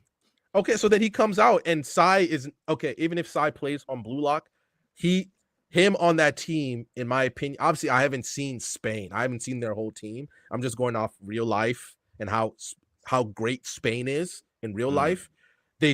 Sai's not going to be the difference between them making it a competitive contest. Random. My only pushback is that literally we've seen everybody outside of. No, but we literally see everybody in Blue Lock evolve. That's crazy. Are we assuming that Sai hasn't improved? Sai hasn't. Okay, but okay. And Lana, they said he was scoring 4 goals. They said he scaled himself back against them. So what's he going to be on full block? No. This is what I'm saying. I'm not saying Sai hasn't improved, but Sai. Okay, the way I'm saying, obviously it's unless Spain just looks horrible. Sai is not going to be the difference between them winning. Sai's going to be great. We don't know that because if he's supposed to be like that Japanese prodigy and he has actually evolved and he's improved and stuff like that, and maybe he's on that lower upper tier now. Unless bro is messy or something like that, he's not good enough to carry Japan for them to be a real threat to win U20. And we're not saying win U20. We're saying get out the round. We're saying get out the group. Yeah, we're just saying get out of the round, bro. The group. Get out the group stage. And he's so evolved, for me, one of the top. You saying they're not getting out of the group stage, they're bro? In the group. Okay, so Okay, hold on. Real quick question. Do you Talk think they about can them beat losing France? to Nigeria, bro. No, I I have them- said that. no, No. J-Rob, can I I- said they're gonna beat. Can I they're clarify?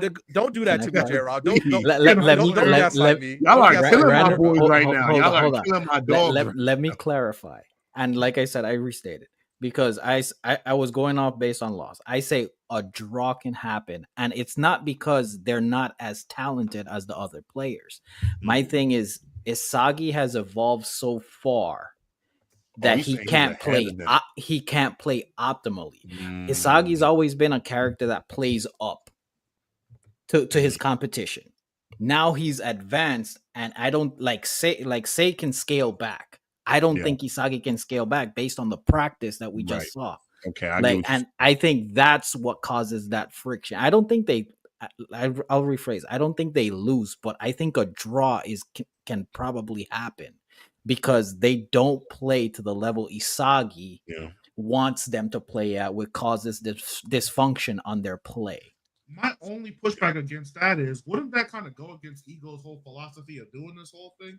Like, I wouldn't like Isagi basically getting punished for doing what he was meant to do. You understand what I'm saying? It would have to be. I get the dysfunction aspect of what you're talking about, and I think there does need to be a conflict within the team.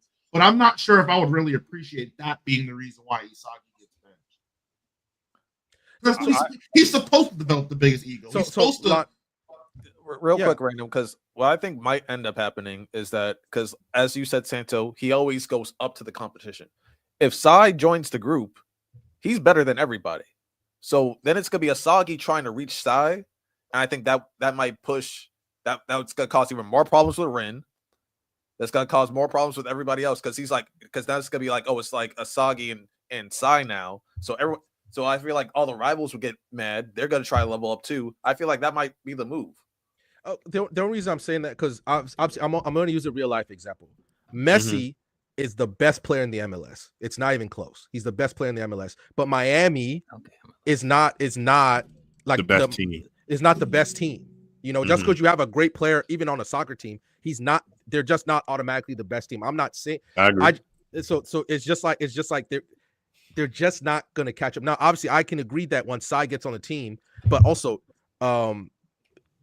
I don't believe in none of them other boys. That's what y'all also saying too. I want y'all to know. I want y'all to also say that means, because we talked about it on last Thursday about players we thought was world class. Miles, you was up here. We all agreed that these players was world class, and you guys are telling me that Ren Itoshi, Shido, Baro, Bachira, Chigiri, Hiyori, Nico, Aiku. None of these guys are at the level to compete at a world stage. Because J-Rob, I'm not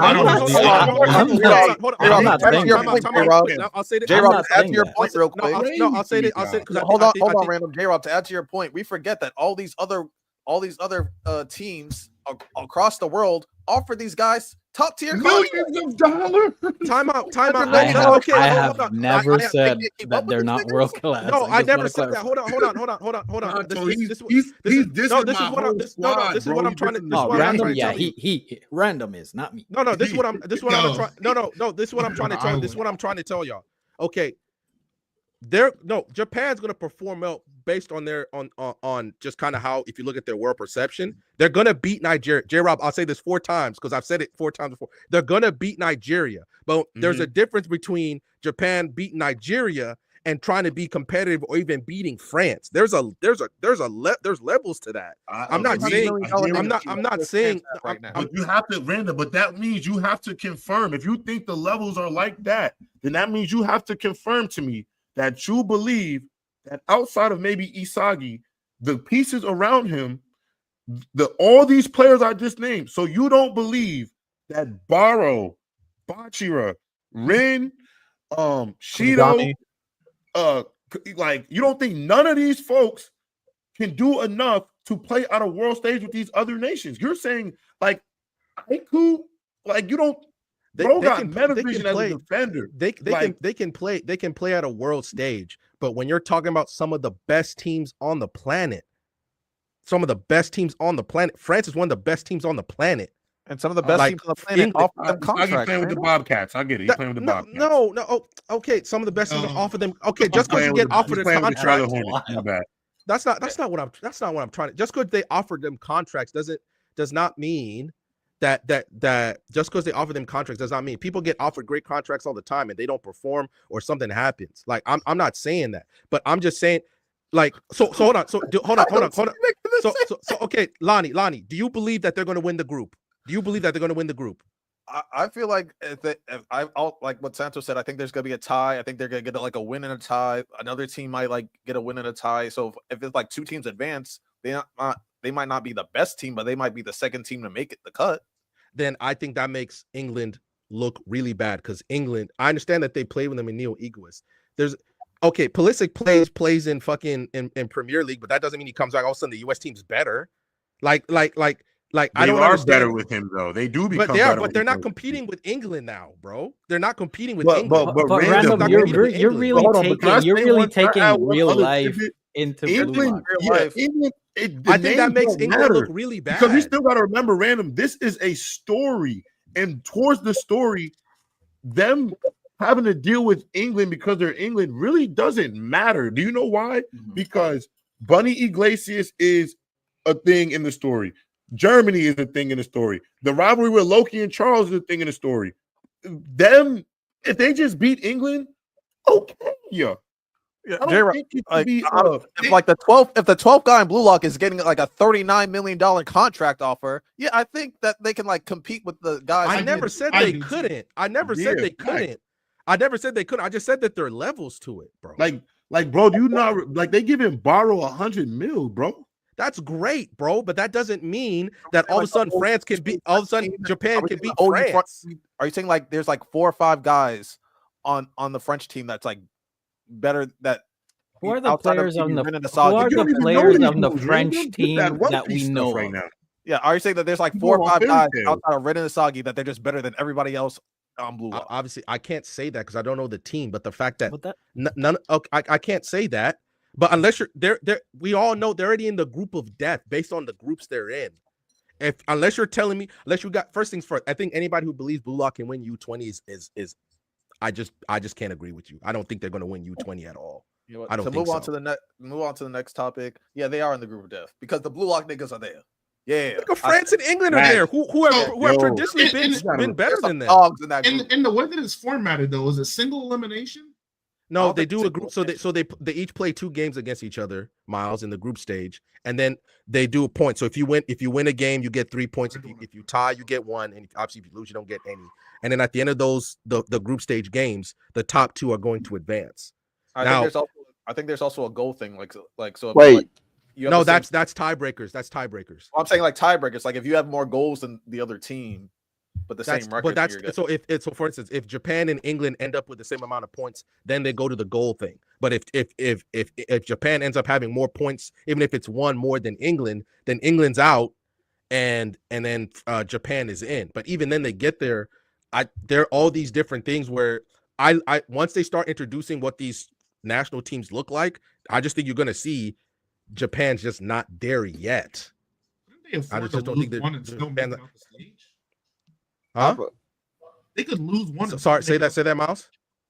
They could lose one and still make it out the stage, though. Yeah. I just That was my. So Go ahead.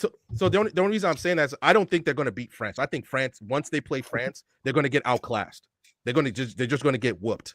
And I don't think that's a crazy thing to say. Now England could be a competitive game, and maybe they lose. Maybe they split with them. They lose one, but they win the other one, and then they're just going to outright beat Nigeria. So they're going to they're not going to be any lower than third. It's just going to be a fight between England and Japan to see who gets the second place in the group. That's who I think it is. Because once they see Loki fully play a full game with them, they're like, there's nothing we can do against this dude for real. There's nothing we can do. That's what's going to happen when they play France, let alone any other players that they got on that team.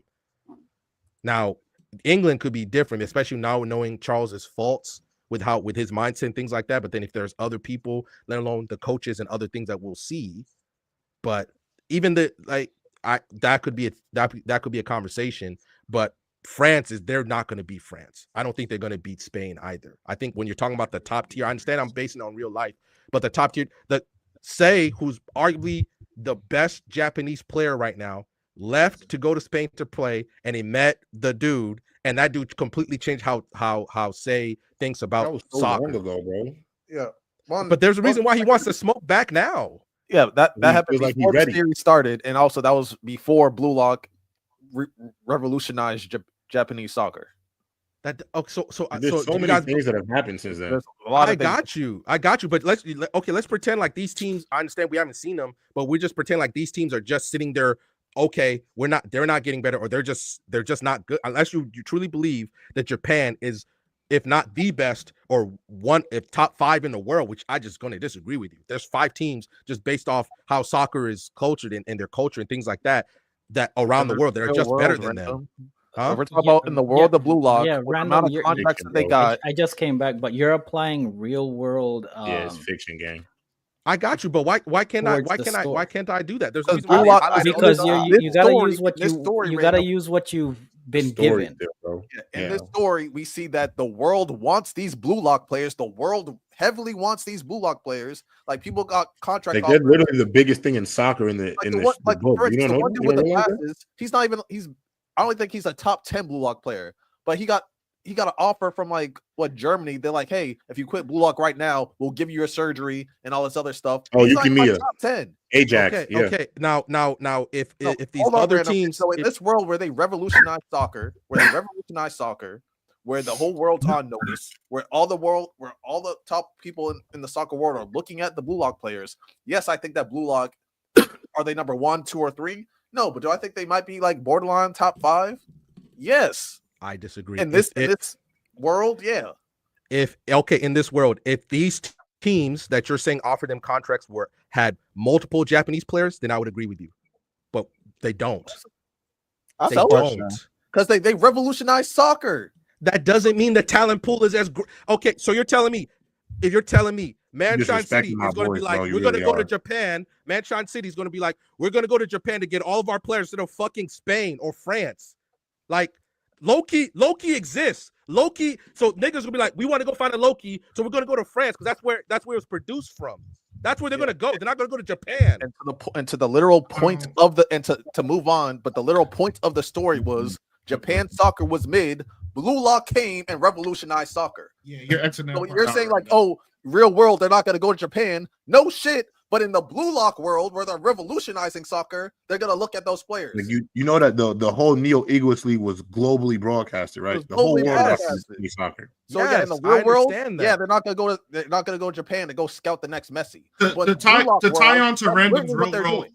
to tie on to Random's real world example too. It's not soccer, but baseball is also doing the same thing where they're seeking different regions to find new players, not places Fact. where they've always That's gone. actually 100% true. Alright. 100% Never true. mind. We're Never like mind. 2 We'll just hours see. in. We'll just see. We're like 2 hours in, and I want to get into the main topic. Where is the main topic?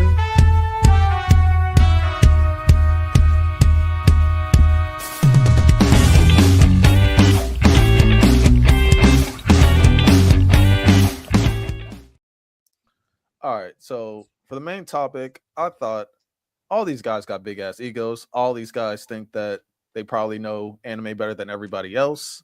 So I want to say if they can actually put their shit to the test, put their knowledge to the test, and actually make the perfect anime. So I came up with this little list, and basically I want them to create their own anime. So that we have like the MC, rival, antagonist, motherfucking dogs, as I'll explain that in a second, love interest, plot, twist, and then the supporting cast. The rules are you can't choose multiple from like the same anime / manga, and yeah, it's basically a draft. So the motherfucking dogs, it's basically who's gonna be the strongest in your verse, like a Gojo, Sinbad, Benimaru, things like that. It has to be an MC though. No, the dog is not the MC. Like No, but I'm saying like the MC has to be an MC. yes, the MC has to be an MC in the story, and a rival has to be a rival, antagonist, and also just Damn. also I'm not looking for just strong ass characters and stuff like that. It has to make sense. Like the MC has to like have synergy with the rival. the antagonist for the plot has to kind of make sense. The love interest, I don't want to see Hinata and freaking Denji as like if your MC's Denji and you're saying, oh, the love interest is Hinata, that ain't gonna fucking work. That doesn't make no damn sense. Why? The twist is things like the Uchiha slaying, the Reiner reveal, like the big twist in anime throughout history, like the Aizen reveal, things like that. Like, what's your big twist in this story? All right, bet. Okay, so someone in the chat give me an order for these niggas, and yeah, then we can get started. Wait, you said the MC has to be an MC from another anime. Yeah, so Bakugo cannot be my MC. I'm sick. Dang, I'm tight because I literally have a whole anime I wrote up, and I also I when the way he did I explain can't this, pick half of the characters. so yeah, I wrote a whole anime too. Basically, I basically wrote my first episode. Is supporting cast going to just be one person? Do we get like just one person? It would be like the main or a whole group of like. It would be like that main supporting cast from that anime that you choose. That's a lot of motherfuckers. Okay. Like the main group. But if you guys all had different MCs, and we could just do the MC, but the motherfucking dog, like things can't be like. I don't want the antagonist to be Naruto. That doesn't make no damn sense. Right. Like just make it like as long as it makes sense. I'm flexible with it. So someone said Santo, Miles, Ty. I'm not going. J Robin Random. So that's fine. And we're gonna do the snake. So Santo, what's your first pick? My antagonist is gonna be Johan. And I'm doing a sports anime. Okay. That's sick. Johan in sports anime is crazy. You're it's all gonna make sense. Hey man, I'm not mad at you. And since this is like y'all's perfect one, it's not like a draft where like if someone takes it. So, all right, Random, you're next. He could pick two. I thought I was last. It's not. I'm it's not confused. No, it's not. Is Miles next? Yeah, I thought you said we're going. Oh, shit, it is. I'm sorry. I'm reading this shit. I'm sorry. Yeah, because I got to rewrite my. I legitimately wrote an original episode. No, don't rewrite it. First episode. Let's go, nigga. Facts. You should explain this better when you told us because I wrote a whole original episode. For I wrote a whole original episode. So now I'm scrambling. That's not MC. That's fine. Just Miles, go follow Gabe's thing. I got to do some research. So am I going? Yeah, yes. Go ahead, Miles. Plot, I got thriller.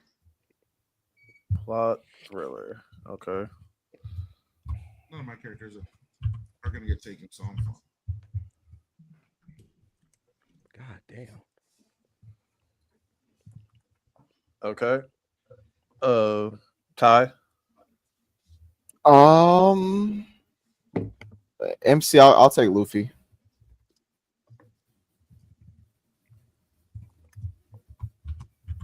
I'll do Adventure Story. Okay. I'm not spelling out adventure. That's too much effort.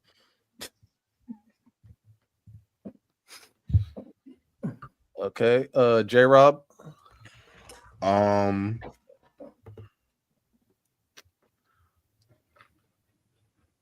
For the plot, give me like what would y'all consider like Attack on Titan and Full Metal Alchemist? Politics. Those are. You say it again. Action, politics. I don't know. Go. I guess war maybe. I think they're both. They're definitely military. Both, you do military. They're definitely both mystery. War / military. Or mystery. Yeah, they're both mystery stories for sure. But, yeah. Like I'll just say mystery action. So that makes more sense. Yeah, they're both action mystery. I'm good with that. Okay.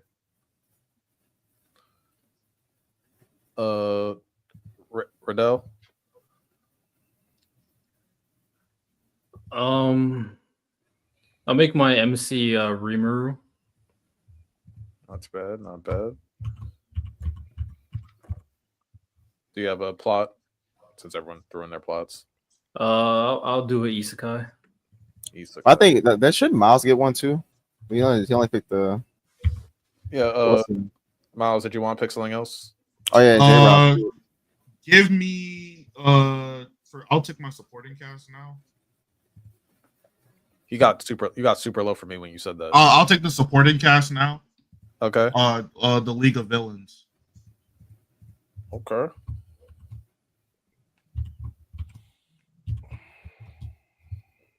And J-Rob, did you have another pick real quick?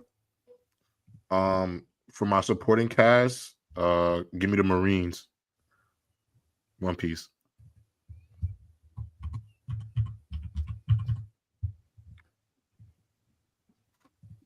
All right. Santo, it's back to you. What is MF Dog? The top strongest person. Like, who's the strongest person in your verse? Or yeah. The strongest person in your verse. Okay. What is MF Dog? I wanted to know what you meant. Actually, I'm gonna go with my MC, and I'm gonna go with Kisei Ryota. All right. Miles. Also, crazy. move my supporting cast over. You put it under Riddell's. Said. Oh shit. Yeah. And make my joint bigger, please, King. I don't know why it keeps on doing this damn. Thanks, babe. I appreciate you.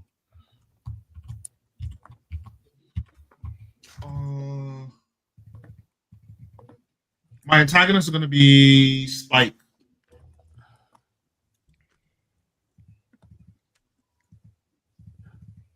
Spike from Cowboy Bebop. He's an MC, no? My main character is going to be a morally gray villainous person, though. Oh, so we're allowed to.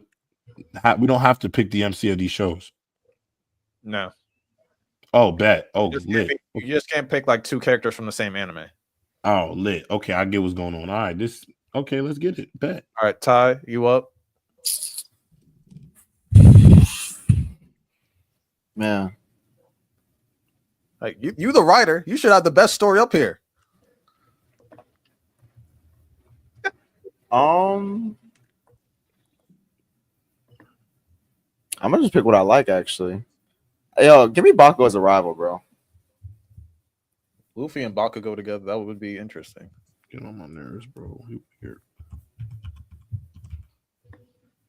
You weird as hell, bro. All right. J-Rob. For my antagonist, give me Eren Yeager. Your antagonist? Mm-hmm. Okay. The man is a villain.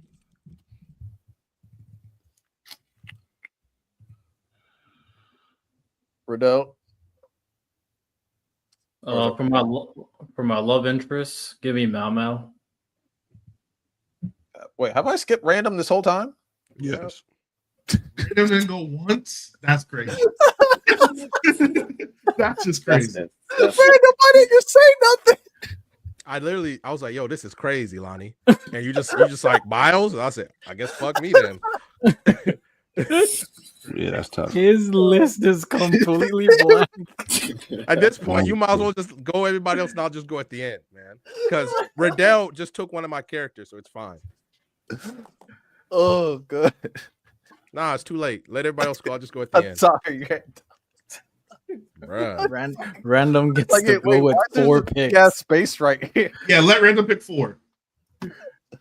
Fuck, man. God damn it. L hoes.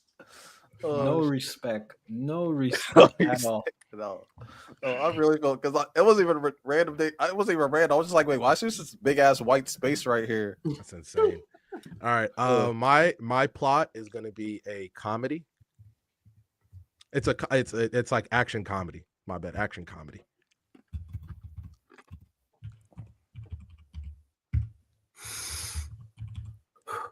Okay. My antagonist is going to be Sid from The Eminence in Shadow. All right.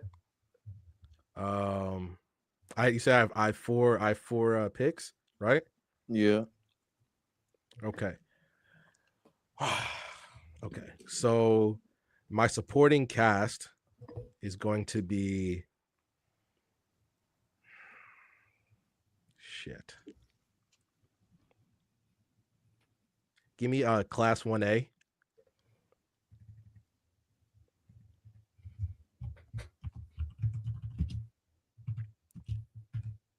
Okay.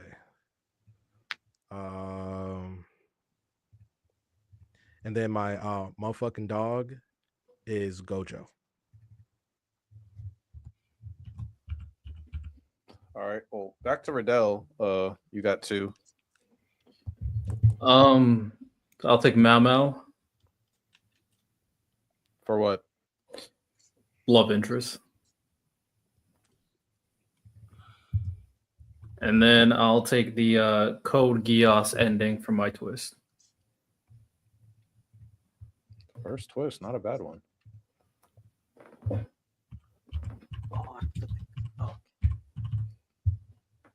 All right. And then I think it's back to Santo.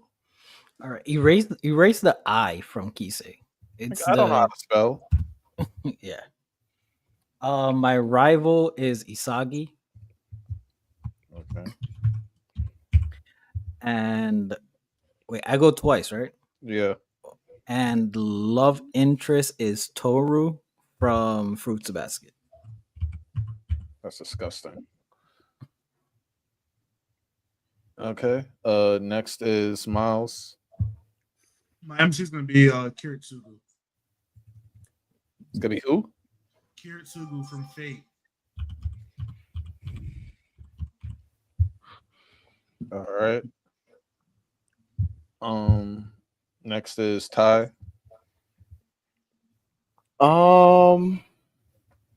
Give me antagonist. I'll take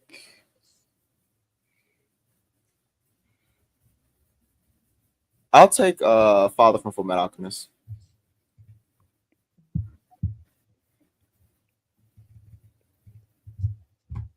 Wait, I picked two? At this point, sure. No, I'm asking. I'm asking. I don't care. Wait, if I'm not supposed to, am I supposed to or not? You can go twice. Am I supposed to? I'm asking a question.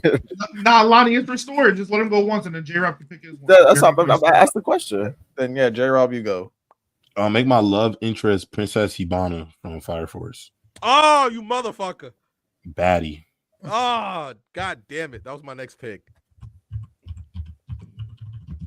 God damn it, J-Rob. Everybody just taking something. I know ball, bro. Bruh, she's my goat. She's my goat wife. All right.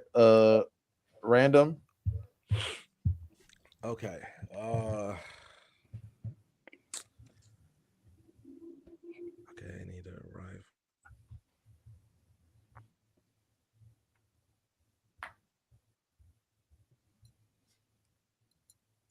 I'm real. Can you skip me, please? I'll come back because I Princess Ibana was my.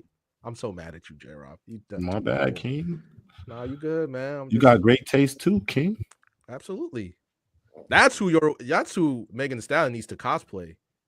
Y'all on up on game. What are we talking about? Y'all gassed up the Yoruichi cosplay. I'll say it. That shit was mid. You watch it. That shit was mid. She came out. All right. Riddell, you up. Her rival, give me a Sesshomaru.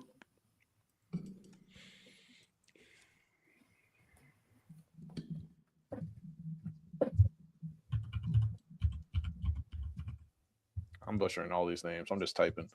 All right. Random, back to you. Hold on.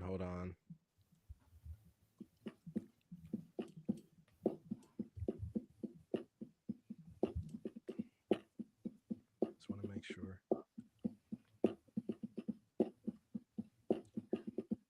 Oh, my rival is going to be Toto.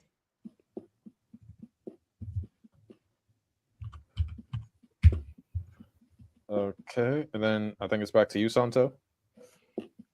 Twist, give me Promise Neverland.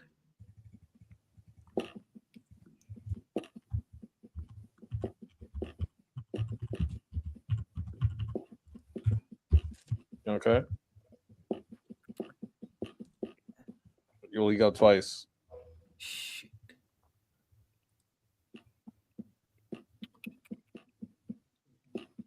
What do I want as my dog? You know what? You can skip me. Okay. But Miles, you next. You're muted, by the way. I have a question. Yes. Does the twist have to be exactly 1-to-1 the same thing? It's your story. I mean, if you want to tweak it, I'll allow it. So, because what I'm saying is, As long as it makes sense. If it makes sense. Because what I'm saying is, I believe the One Piece will be a twist, and my story does include a One Piece like thing, but it's not going to be the One Piece. You understand what I'm saying? I kind of see what you're saying, but like, I personally feel like established twist should probably be like the example. Okay, so I thought you would say that. Now my other twist. Do the Itachi. The Itachi, the Chia killing. No, the finding out everything that happened to him. Like finding out the truth. Like Sasuke finding out the truth. All right. So in the end, we're going to explain why we picked what we picked, right? Yeah. Okay, good. I think mine makes sense. As long as it makes sense. That's the main thing I care about. So it makes sense. All right, Ty, you up? For a dog, give me Old Man Takamura from Sakamoto Days. That is a dog.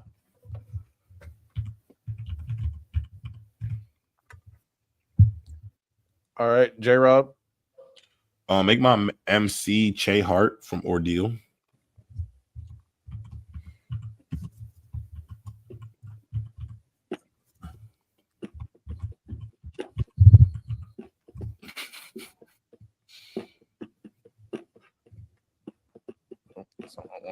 I'm about to say who's making a beat right now.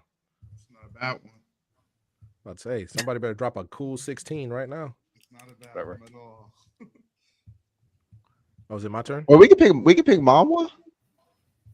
I'm pretty sure I said that in the group chat. My bad. I got Manhwa there.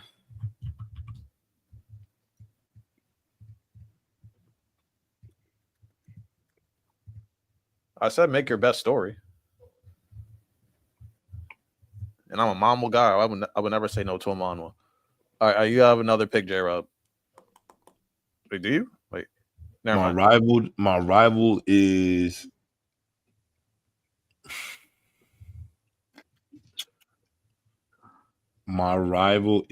Todoroki.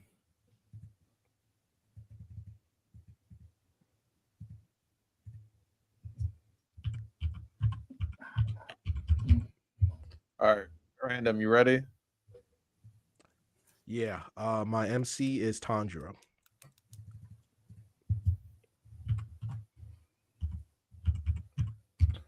Go off, gang. All right, Riddell.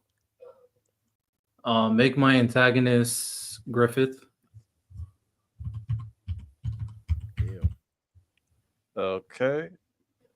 Santo. Okay. Dog. I'm gonna go with Kageyama from Haikyuu.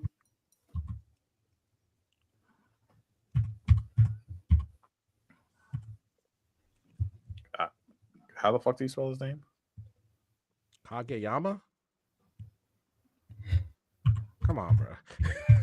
There you go. Bro. There you go. Oh my god. Had a long ass day. And supporting cast, The Generation of Miracles. Wait, I have a question. You got Kisei already. Oh yeah, you're right. You're right. You're right. What? God, oh that puts a bummer. Santo, I got to the same point. That's why I was. Give me the Sato baseball team.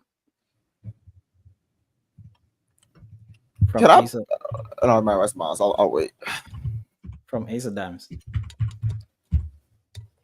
All right. Miles is next. I got Adam Smasher as my dog. You said Adam Smasher Adam Smasher. for your dog? Mm. I'll never forgive him. And then pick another one. Oh, I get two? Yeah, because I'm pretty sure I messed up the order because Santos already done. My rival's gonna be Light.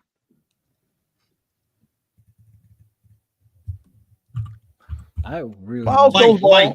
Oh, I thought you said white. I was about to be so Light. happy.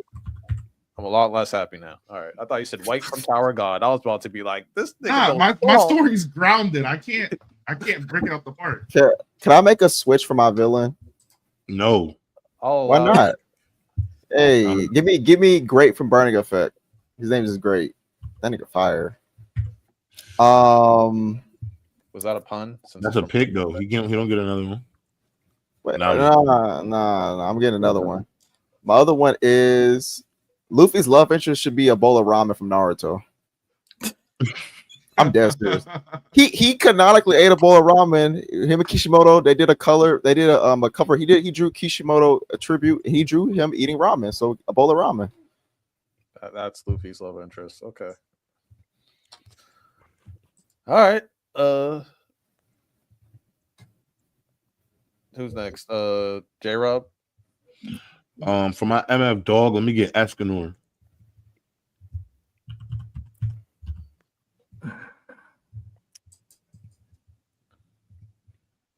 Okay. Random. Oh, I just realized. So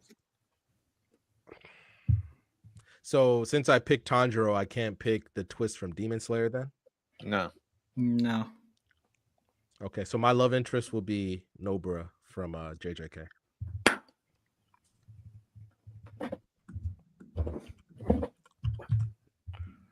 All right, Riddell.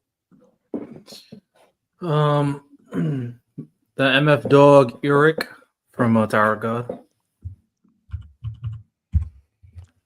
Oh, slight update for that. I think July 27th. So next week, Urik's spinoff will be in English dub on webtoons. They announced that at Anime Expo or whatever. All right. And then back to you, Ty. A twist. Oh, supporting cast. Give me they didn't want to pick Fairy Tales. Let me get Fairy Tale. The Fairy Tale Guild. The Fairy Tale Guild with Luffy would be fire.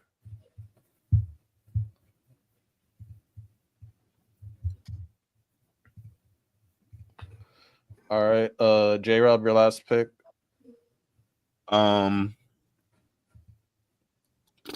My twist, bro. This was like the hardest one. If you need a second, I accidentally did skip over Miles. Please give me a minute. All right, Miles, your love interest. Muted. Hawkeye from Fullmetal Alchemist. You said what? Hawkeye, Riza. I cannot hear him for some reason. Who? Riza Hawkeye from Full Metal Alchemist. Oh. Full Metal Alchemist. Real? Full Metal Alchemist. Full Metal. Oh my god. All right. J-Rob, you ready? Nope. Like I could do my twist. What's your twist, Ty? Obito turning good. I got my twist as well. All right. Riddell, do you have your supporting cast? The main heroes from 2BRX.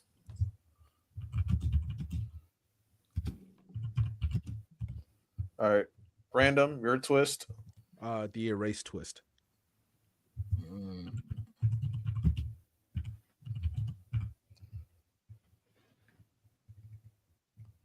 Can I change my twist? Sure. Do Aizen's betrayal. You said Aizen's betrayal. Yeah, it'll be something similar like that. It'll be a betrayal twist. I got my twist too.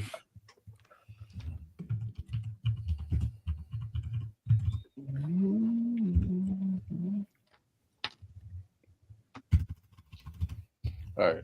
What is it, J Rob? The truth about Philosopher's Stones.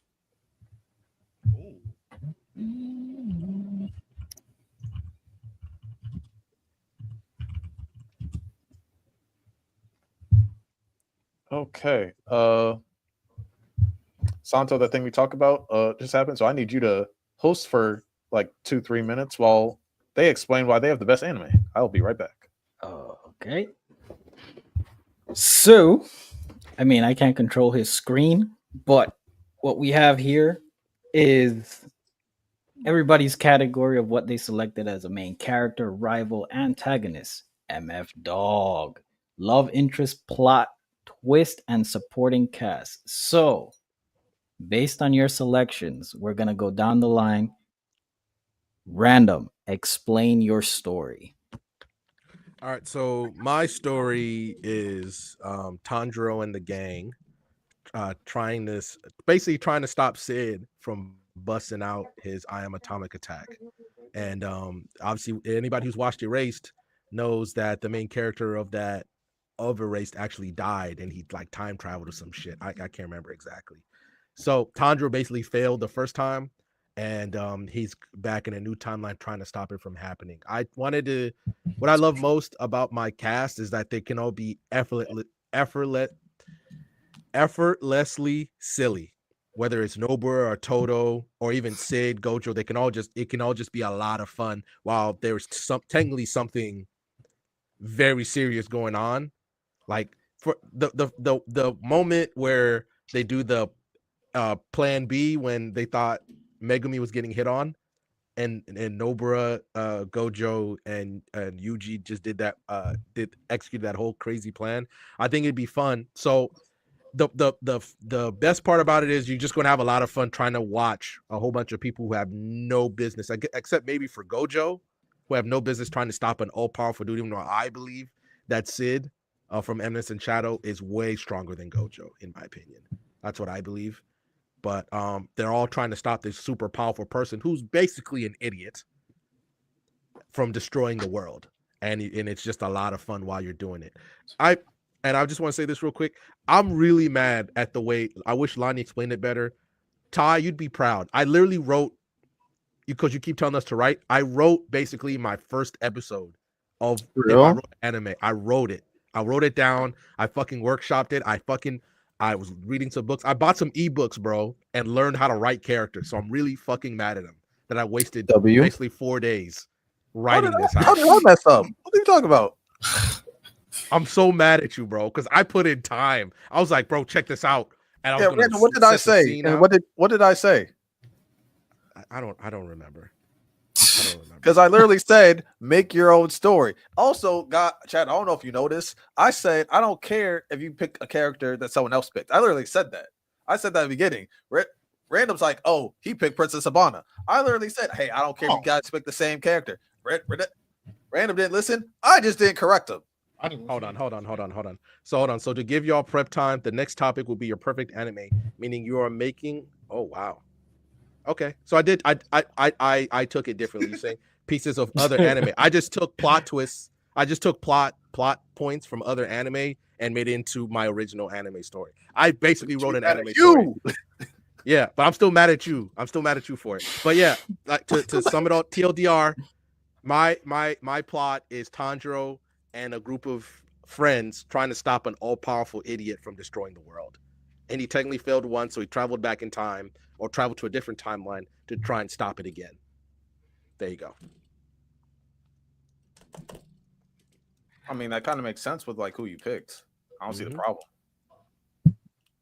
I wrote a whole story, bro. Like LeBron was in it, so all the LeBron Glazers were gonna be happy. Like I put in some time, bro.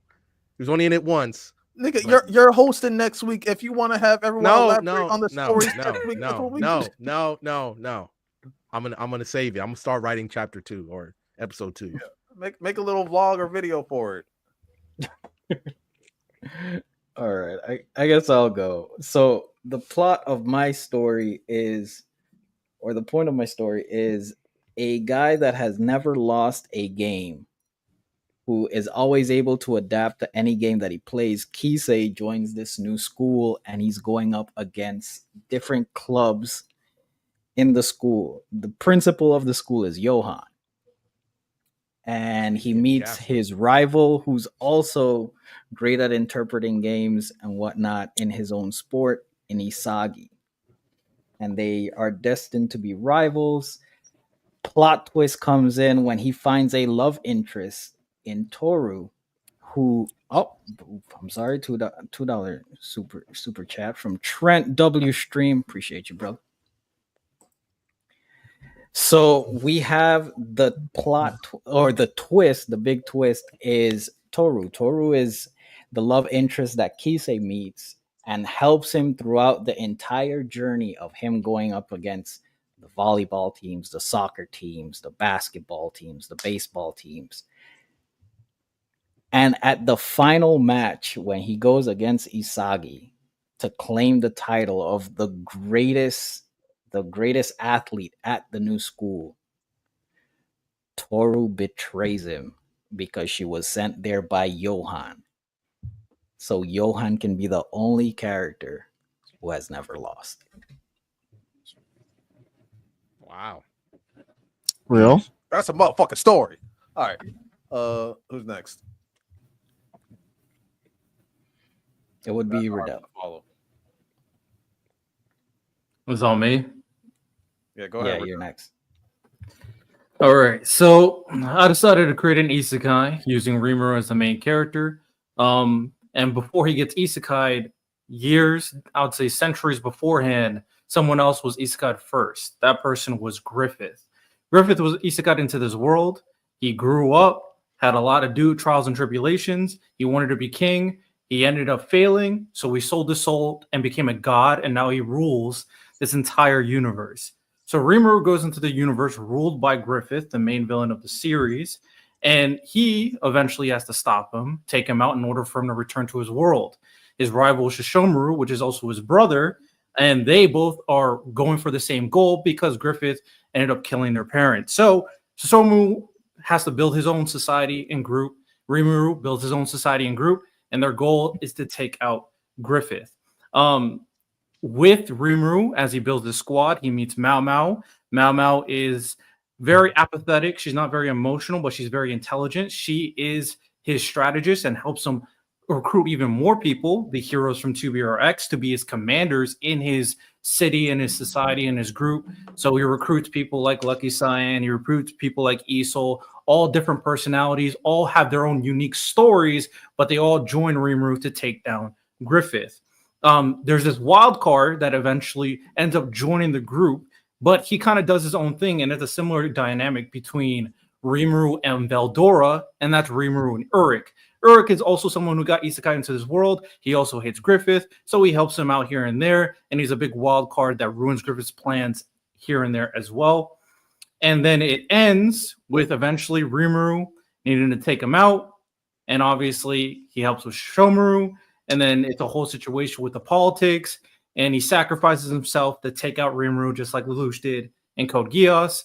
And Shishomaru goes home, Urich goes home, Rimuru dies to defeat Griffith.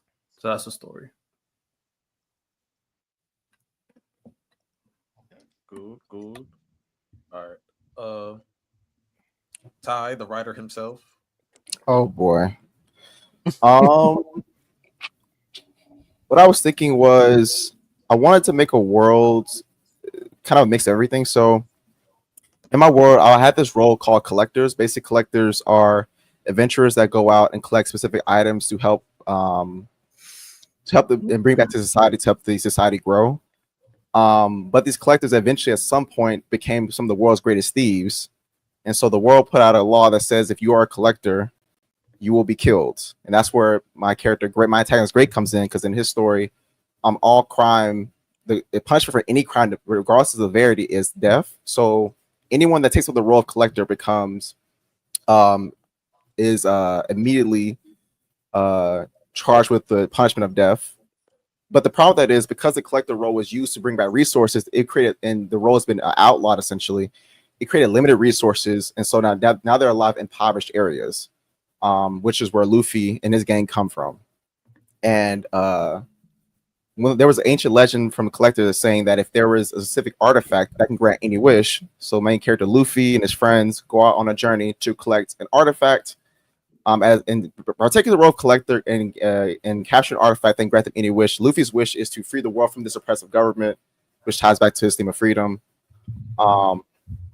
And the reason why I wanted to add the Bakugo as a rival, because many people are out seeking this artifact. And I wanted to add Taka more, because with this oppressive government working along a swordsman like Great, Taka Moore also being a swordsman, he's pretty much a lapdog for even the government in his world when he works for the Order. So I think that he'd be a strong antagonistic force. And I wanted it to be an Obito turn, because in Burning Effect, Great also turned out to be a good person, because the main theme of the story is about what is true justice. Is justice punishment, or is justice uplifting those around you? And that's what I want the theme of this story to be. And so eventually, through his interaction with Luffy, his battle with Luffy, he ends up becoming and realizing that justice is not just simply punishment. People that go out to become collectors are contributing to society, and it's not a role that should be outlawed completely. And so that's why I think I would want this story to be like. Nice. All right. J-Rob, I think you're the last one. Oh, J-Rob. Yeah, Miles, you go. No, I didn't go either. You want me to go first? Yeah, Miles, he's before me. Word. My the vision for my story is going to take place where basically war kind of rules everything. It's all about military might, and the world is kind of overrun with these sort of like mercenary style groups that run around and basically lease their manpower to the highest bidder. Kiritsugu will be my main character. He will be a person who was in the U.S. Army and kind of grows disillusioned with their idea of justice and what amounts of force they feel are acceptable versus unacceptable, basically what means they use. And he decides to basically venture on his own and create his own group of mercenaries, POW group, if you will, and decides to feel like his means, the way he wants to do things, is the right way to go about doing things. The League of Villains will be a supporting cast. I picked them because no Shigaraki, by the way, just the Spinner, pretty much everybody else, Spinner twice, all of them. I just felt they were grounded individuals and they were very unique characters that offered a skill set that he didn't have. Kiritsugu kind of only operates with guns, snipers, grenades, things of that nature. They'll pretty much be able to do things that will disorient people around the world. They'll travel, and their goal is to basically be the #1 mercenary group. Any mission, any task, they'll be able to do it. Kiritsugu will maintain his heritage from Japan, but they'll also be the up-and-comer Light, where he believes that intellect will be stronger than just straight brawn, military might, and he'll alongside be forming his own group to kind of contest what they do. They'll constantly see each other's on battlefields, kind of on opposing ends, essentially might versus intelligence, and they'll constantly go head to head, back and forth. Spike, meanwhile, one of the people that actually served with Kiritsugu in the army, they had a good rapport. He'll actually be tasked with bringing them in. He'll be the good guy as the antagonist in this story, as it'll be told in kind of the point of view of the villains. And he'll basically do anything he can to kind of be on the scene, collect intel, kind of trip them up, get in the way of like any supplies they need, things of that nature. I picked Hawkeye as the love interest. My idea would be that them three served together. They were kind of on the same battalion. They had a rapport with each other. And the twist will come at the very, very, I'd say, end of the series, when he kind of finds out that Light basically was orchestrating his entire group from the inside the entire time, and they'll all basically turn and they'll kill Kiritsugu in the end and form a group together with him. Damn. Fire. A lot of y'all MCs getting killed. That's good. All right. Yeah. Last but not least, All Jared. right. Let's get it. All right. So my anime is called Of the Sun. And so essentially it's about a world where humans are pretty much loved by different elements. So water, nature, grass, earth, ice, fire, lightning. Essentially, it's kind of like how quirks are in My Hero. Like you're just kind of born based off like your lineage, what element that you're probably more loved by. Che Hart, though, my MC, he is of a special group called the People of the Sun. So they draw their power almost from the sun, where it's like almost like they're cosmic. But the sun is also known to give life to everything. So that's obviously, what grows the grass, creates rain, all that shit, whatever. But contrary to that, Eren and his whole thing is Eren Yeager is the antagonist because he is of the moon. So he's like other night people. So they take their power from like the stars, the moon, whatever. The reason why Eren is the antagonist is because his Mikasa or whatever, his love interest was of the sun and he fell in love with her. But a jealous member of the Sun Clan kills her. Eren goes into a blight of rage, essentially covers the world in darkness when he learns. That's why the Philosopher's Stones is in this, that if you create a Philosopher's Stones or kill a bunch of people of the sun, you can create eternal darkness because essentially like you're blowing up the sun, creates eternal darkness. The reason why the Marines are involved in this is because all these people from these different elements, because the world's in eternal darkness, they are essentially militarizing themselves to take down Eren because they don't want to live in a world of constant darkness. But people like Che Hart, the Escanors of the world, they are descendants of the sun. The sun gives life, and essentially false suns is what powers kind of everybody else. You know what I'm saying? So essentially, if you have a false sun in a world of darkness, the powers of those other members will continue to grow. So that's why Princess Hibana is it, because she is of that lineage as well. These group of people, the of the sun people, were all essentially eradicated, with there being only a few left of this clan. That's why they created for the Philosopher's Stones, because they're the key to it. Che Hart, he goes through his whole story. They meet all these people on the way. They militarize. They have this big war. In the end of the big war, he finds out in the bottom of this cellar that Eren Yeager has essentially been killing his clan over years, and some of them are actually still alive because they're used to power this eternal darkness, and Che is trying to bring life back into the world. Yeah. All right, everyone had some strong ass stories. I would have participated, but I would have mopped these niggas. So, and I also like to gatekeep. But yeah, we'll definitely put up a poll or a list, and you guys can rank which had the best story. And we'll find out next week. And I wanted to talk to Random about the best manga to anime adaptation, but we're already 3 hours in, so that could wait till next week because he wants to say Demon Slayer, but Random, I'm with you. I don't even think it's that close. Random, are you seeing the clips? Have you seen the movie clips of the fight? I feel like I've seen the whole movie, gas, bro. It's gas, bro. It's insane. Like to just touch on it real quick. Santo disagreed, but your main point was art. And while you're right about the art, every other story that you claim Full Metal has better characters, a better story. Like it's just other than the art, every other aspect of it, every other aspect of Full Metal is better. Like facts. Every other aspect of it is better. And the Demon Slayer, how many times have we on this platform have we had to fight off people saying Demon Slayer is just as good as AOT when every one of us is like, what the hell are you talking about? How does that make it the best adaptation? Just because people dumb shit all the time.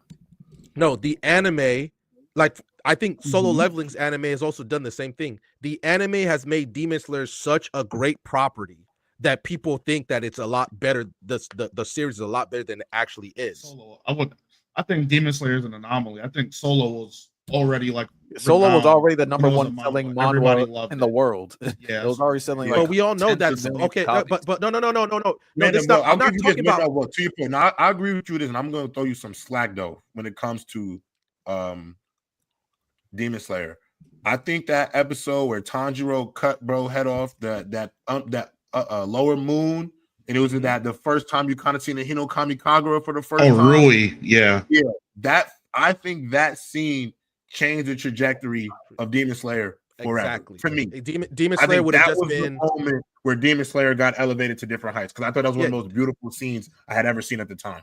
Yeah, Demon Slayer would have just been okay. That's a cool show. If that, and they would have, and nobody would have ever thought about it. Just Lonnie, I'm not talking about numbers. I'm just talking about the adaptation itself. Like I said, we'll get into it. Yeah, I'm just talking about the adaptation itself. If you're telling me how the anime is so good that it has put Demon Slayer in places in stratospheres that it legitimately does not belong in. That's my argument. That's my argument. Well, we're talking about what's the best anime adaptation. We can't just talk about animation. We have to talk about everything that comes into manga to anime.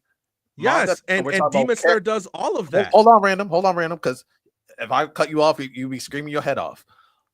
When we're talking about manga to anime translation, we're also not just animation, but also our characters improved in the anime, our stories fluffed, our stories stretched out more. Like, is there like in terms of filler, like things like that? We're talking about every single aspect of a manga to anime translation.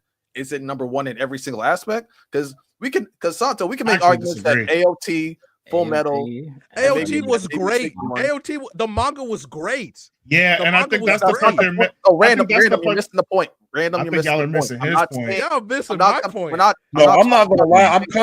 I'm with Brother Luther with this one. I'm not gonna lie to you. About something that, like the definition of like anime adaptation. So like if we do like every single category, is Demon Slayer number one? I think so.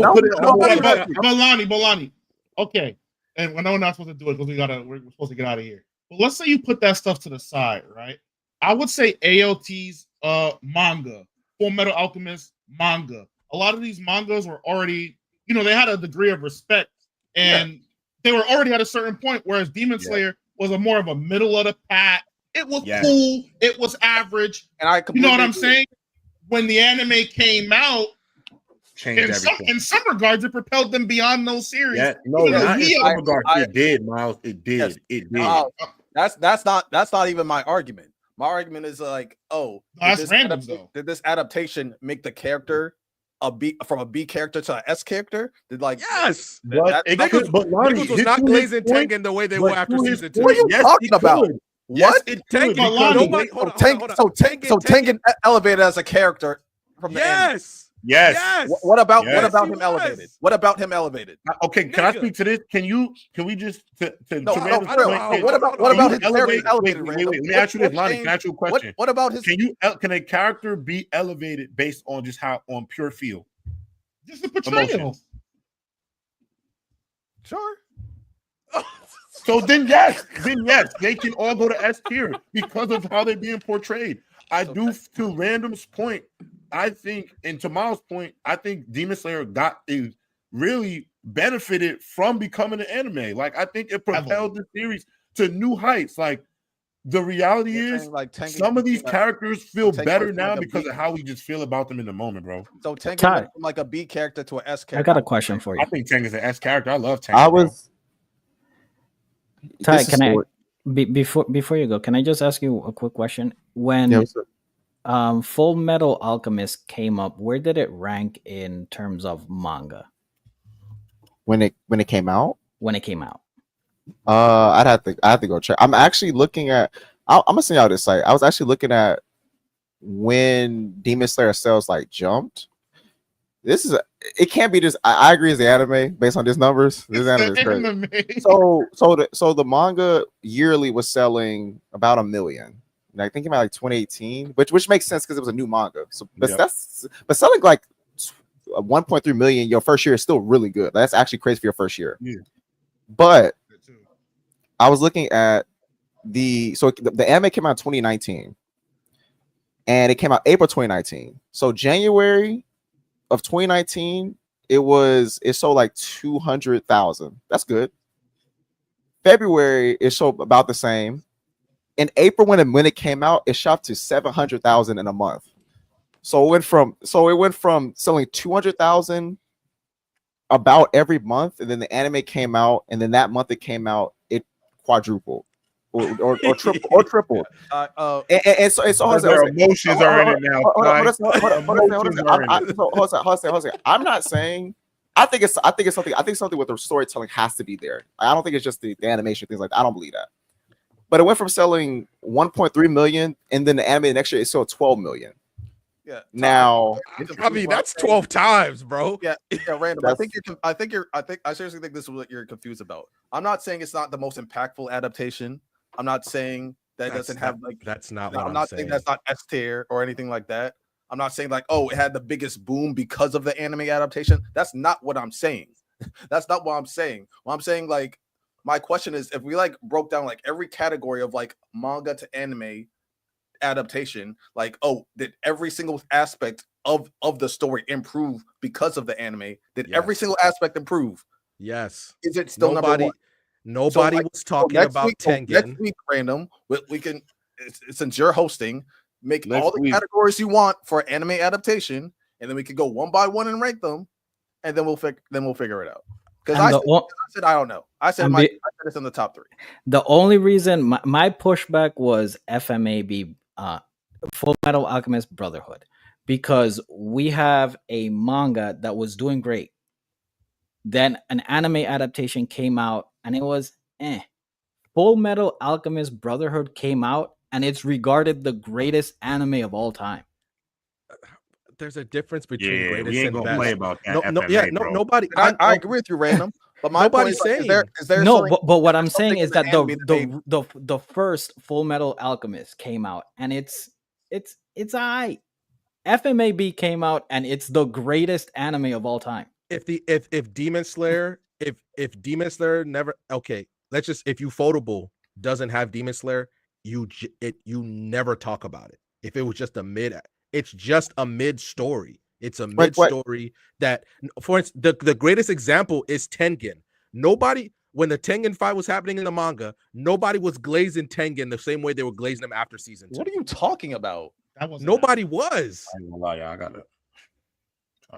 I got you, Jared. But like the way they were talking about his wives, the way they were talking about the fight, even the fights themselves, the fact that Tengen Gyutaro is in that conversation for one of the greatest fights in anime history. I don't understand how this is so hard for you guys to understand. Everything about the story that the anime literally elevated everything about the story.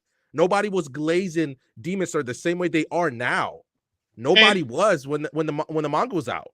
Random, just to add to your point, and I get, Lonnie, you're looking for like a tangible example of what exactly was enhanced. I don't particularly think that we need to provide that, because just people coming to the product at the level that they were coming at is a sign that there's something they're looking for. Y'all check the chat. Check the text message. Real quick, Ty. But if we're talking, for instance, the best example I say, if we're saying who's the greatest basketball player of all time, and then like you just say, oh, it's this player, it's like Jordan or whatever. But I'm saying, all right, but then I say, like, let's break it down. Who's the best at scoring? Who's the best at defense? Who's the best at that's not what we're doing. It's not the same thing. That's not what I'm saying. That's not the same thing. That's not the same thing. That's one thing. We're having two different conversations. So I'm saying, so when you break it down, like every single aspect of the thing, what is actually number one? What's the most impactful? What's the biggest one? What's the biggest adaptation ever? Demon Slayer, hands down, bub. That's crazy, bro. That's crazy, bro. Now, again, I think that the animation and in the storyboarding, it's part of storytelling, but there's something in this story that just gets people. That's insane. It's not, to me, it can't just simply be that it looks good. Like, that's just not enough. Because there's plenty of things that look good. It has to be. It's something now. Bro, it's unsold. One feelings, bro. I just think it's an easy story to get behind. It's simple, easy to follow. Easy story to get behind. It's an easy story to get behind. Relatable emotion. Relatable characters and themes. It's good evil fight. It looks pretty. I'm not buying that. I'm not buying. No, I'm saying it's every simplistic. aspect of it. From the fact that Demon Slayer was an okay story. Demon Slayer was an okay story, but like after the anime came out, Tanjiro was in greatest MC conversations, even though he doesn't belong there. Muzan was getting put in conversations. The fact that the story of Demon Slayer itself is getting put in conversations with AOT, I don't understand how that. I don't understand how you guys are looking at that. Conversations.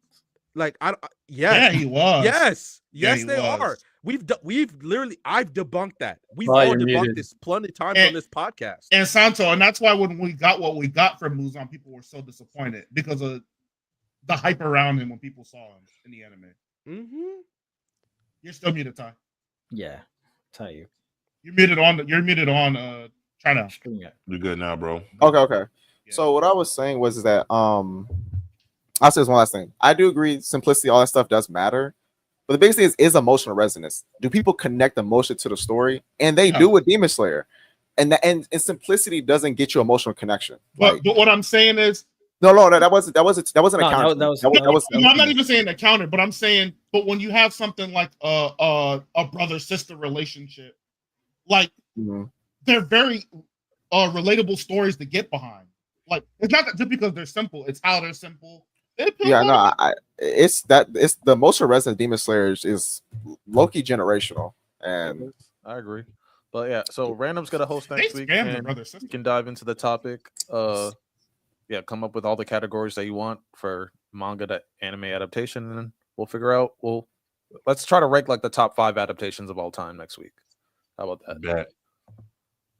And I guess I'll have to figure out how to differentiate greatest from best, because greatest is different, but best, I just think from how they made the anime. Tengen is the perfect example of it. He's the perfect example. Because Lonnie, unless you can tell me when, because I read it, nobody was glazing Tengen the way they were glazing him after season 2. Real quick. Where was the manga at when season 1 came out? Wait, that's about the sales? No, like where was it in the story? Oh, where was it in the story? Tengen wasn't even out. I'd have to check. By the time like season 1 story started, ended in 2020, didn't it? When did it end? No, hold on a second. Random. I don't fucking know. I can look at the chapter he appears. Let me see. Yeah, they all appear at the Demon Slayer manga ended in May 2020 at the Master's house. So no, I'm trying to see like the exact chapter so I can see the date. Yeah. So according to Google, the Demon Slayer manga ended in May 2020. So they were literally finishing up the story in 2019 when the anime came. So he appeared in chapter 44. Yeah, with all the other Hashira. And chapter 44 came out. Okay, and the weekly rankings when he appeared. Well, that was like the end of season 1, like when he. No, I'm just saying the previous week is usually 20. It's out of 20 usually the weekly ranks. It's not the sales, just like where people when they get the Shonen Jump magazines, they can vote for their favorites, and it's usually 20 in the magazine. And it was ranked at 10, and then in chapter 44 where he appears, they ranked number 3. So like, it shot up in ranks when he appeared in the manga. This obviously when the anime came out. This is in 2017. And it's funny because once he appeared, the rankings became more consistently top 10. Actually, yeah, I want to know like where was the rankings at during the Tengen fight? Because if it was like top 3, then I don't want to hear. Oh, they weren't talking about the Tengen fight. If the Demon Slayer was number 1 during the Tengen if you can find me, if we can figure out like the chapter they fight, then I can look up and see like where did they rank those. We'll figure it out. But that's a next week thing. Okay, I'll say one last thing. Lonnie. Do you remember having Tengen manga conversation the way we're having Tengen season 2 anime conversations? Because I don't. I do not.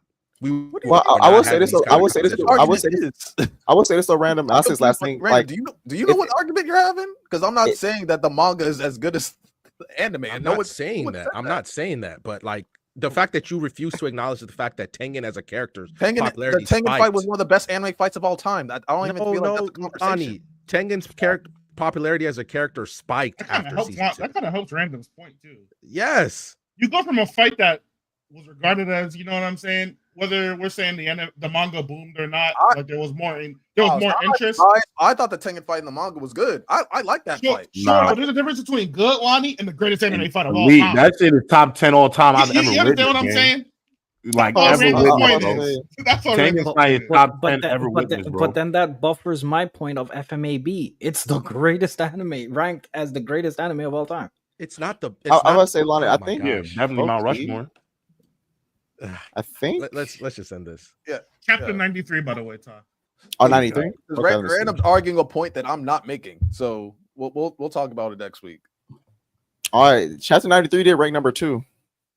Right, yeah, it actually went up than it was the previous week. So That sounded like it had some motion to me, but whatever. No one was talking about it. Niggas wasn't. Oh, I don't understand. That shit didn't go Well, viral. What are you talking about? once It's been a great episode, guys. Yeah, it's been a I great- say this I is don't understand how you're trying to use that just because it was number 2. Niggas was not talking about it the same way they were Well, talking hold on a second. about it.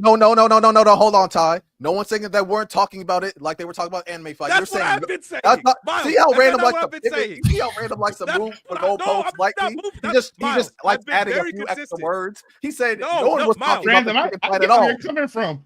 Yeah, Lonnie he said wants no you one to was go talking his about it. criteria, about what though. I've been He didn't saying. have no You're the motion. one Where you thinking I'm coming He from? moving. said no one. He said no You're one the was one- talking you- about it. It had no motion. No one cared Nobody- about it. But it who was said number 2 in that? the rank. He was said wrong. that? He could be. He could. We hope you enjoyed this episode of the Black Sensei Society podcast.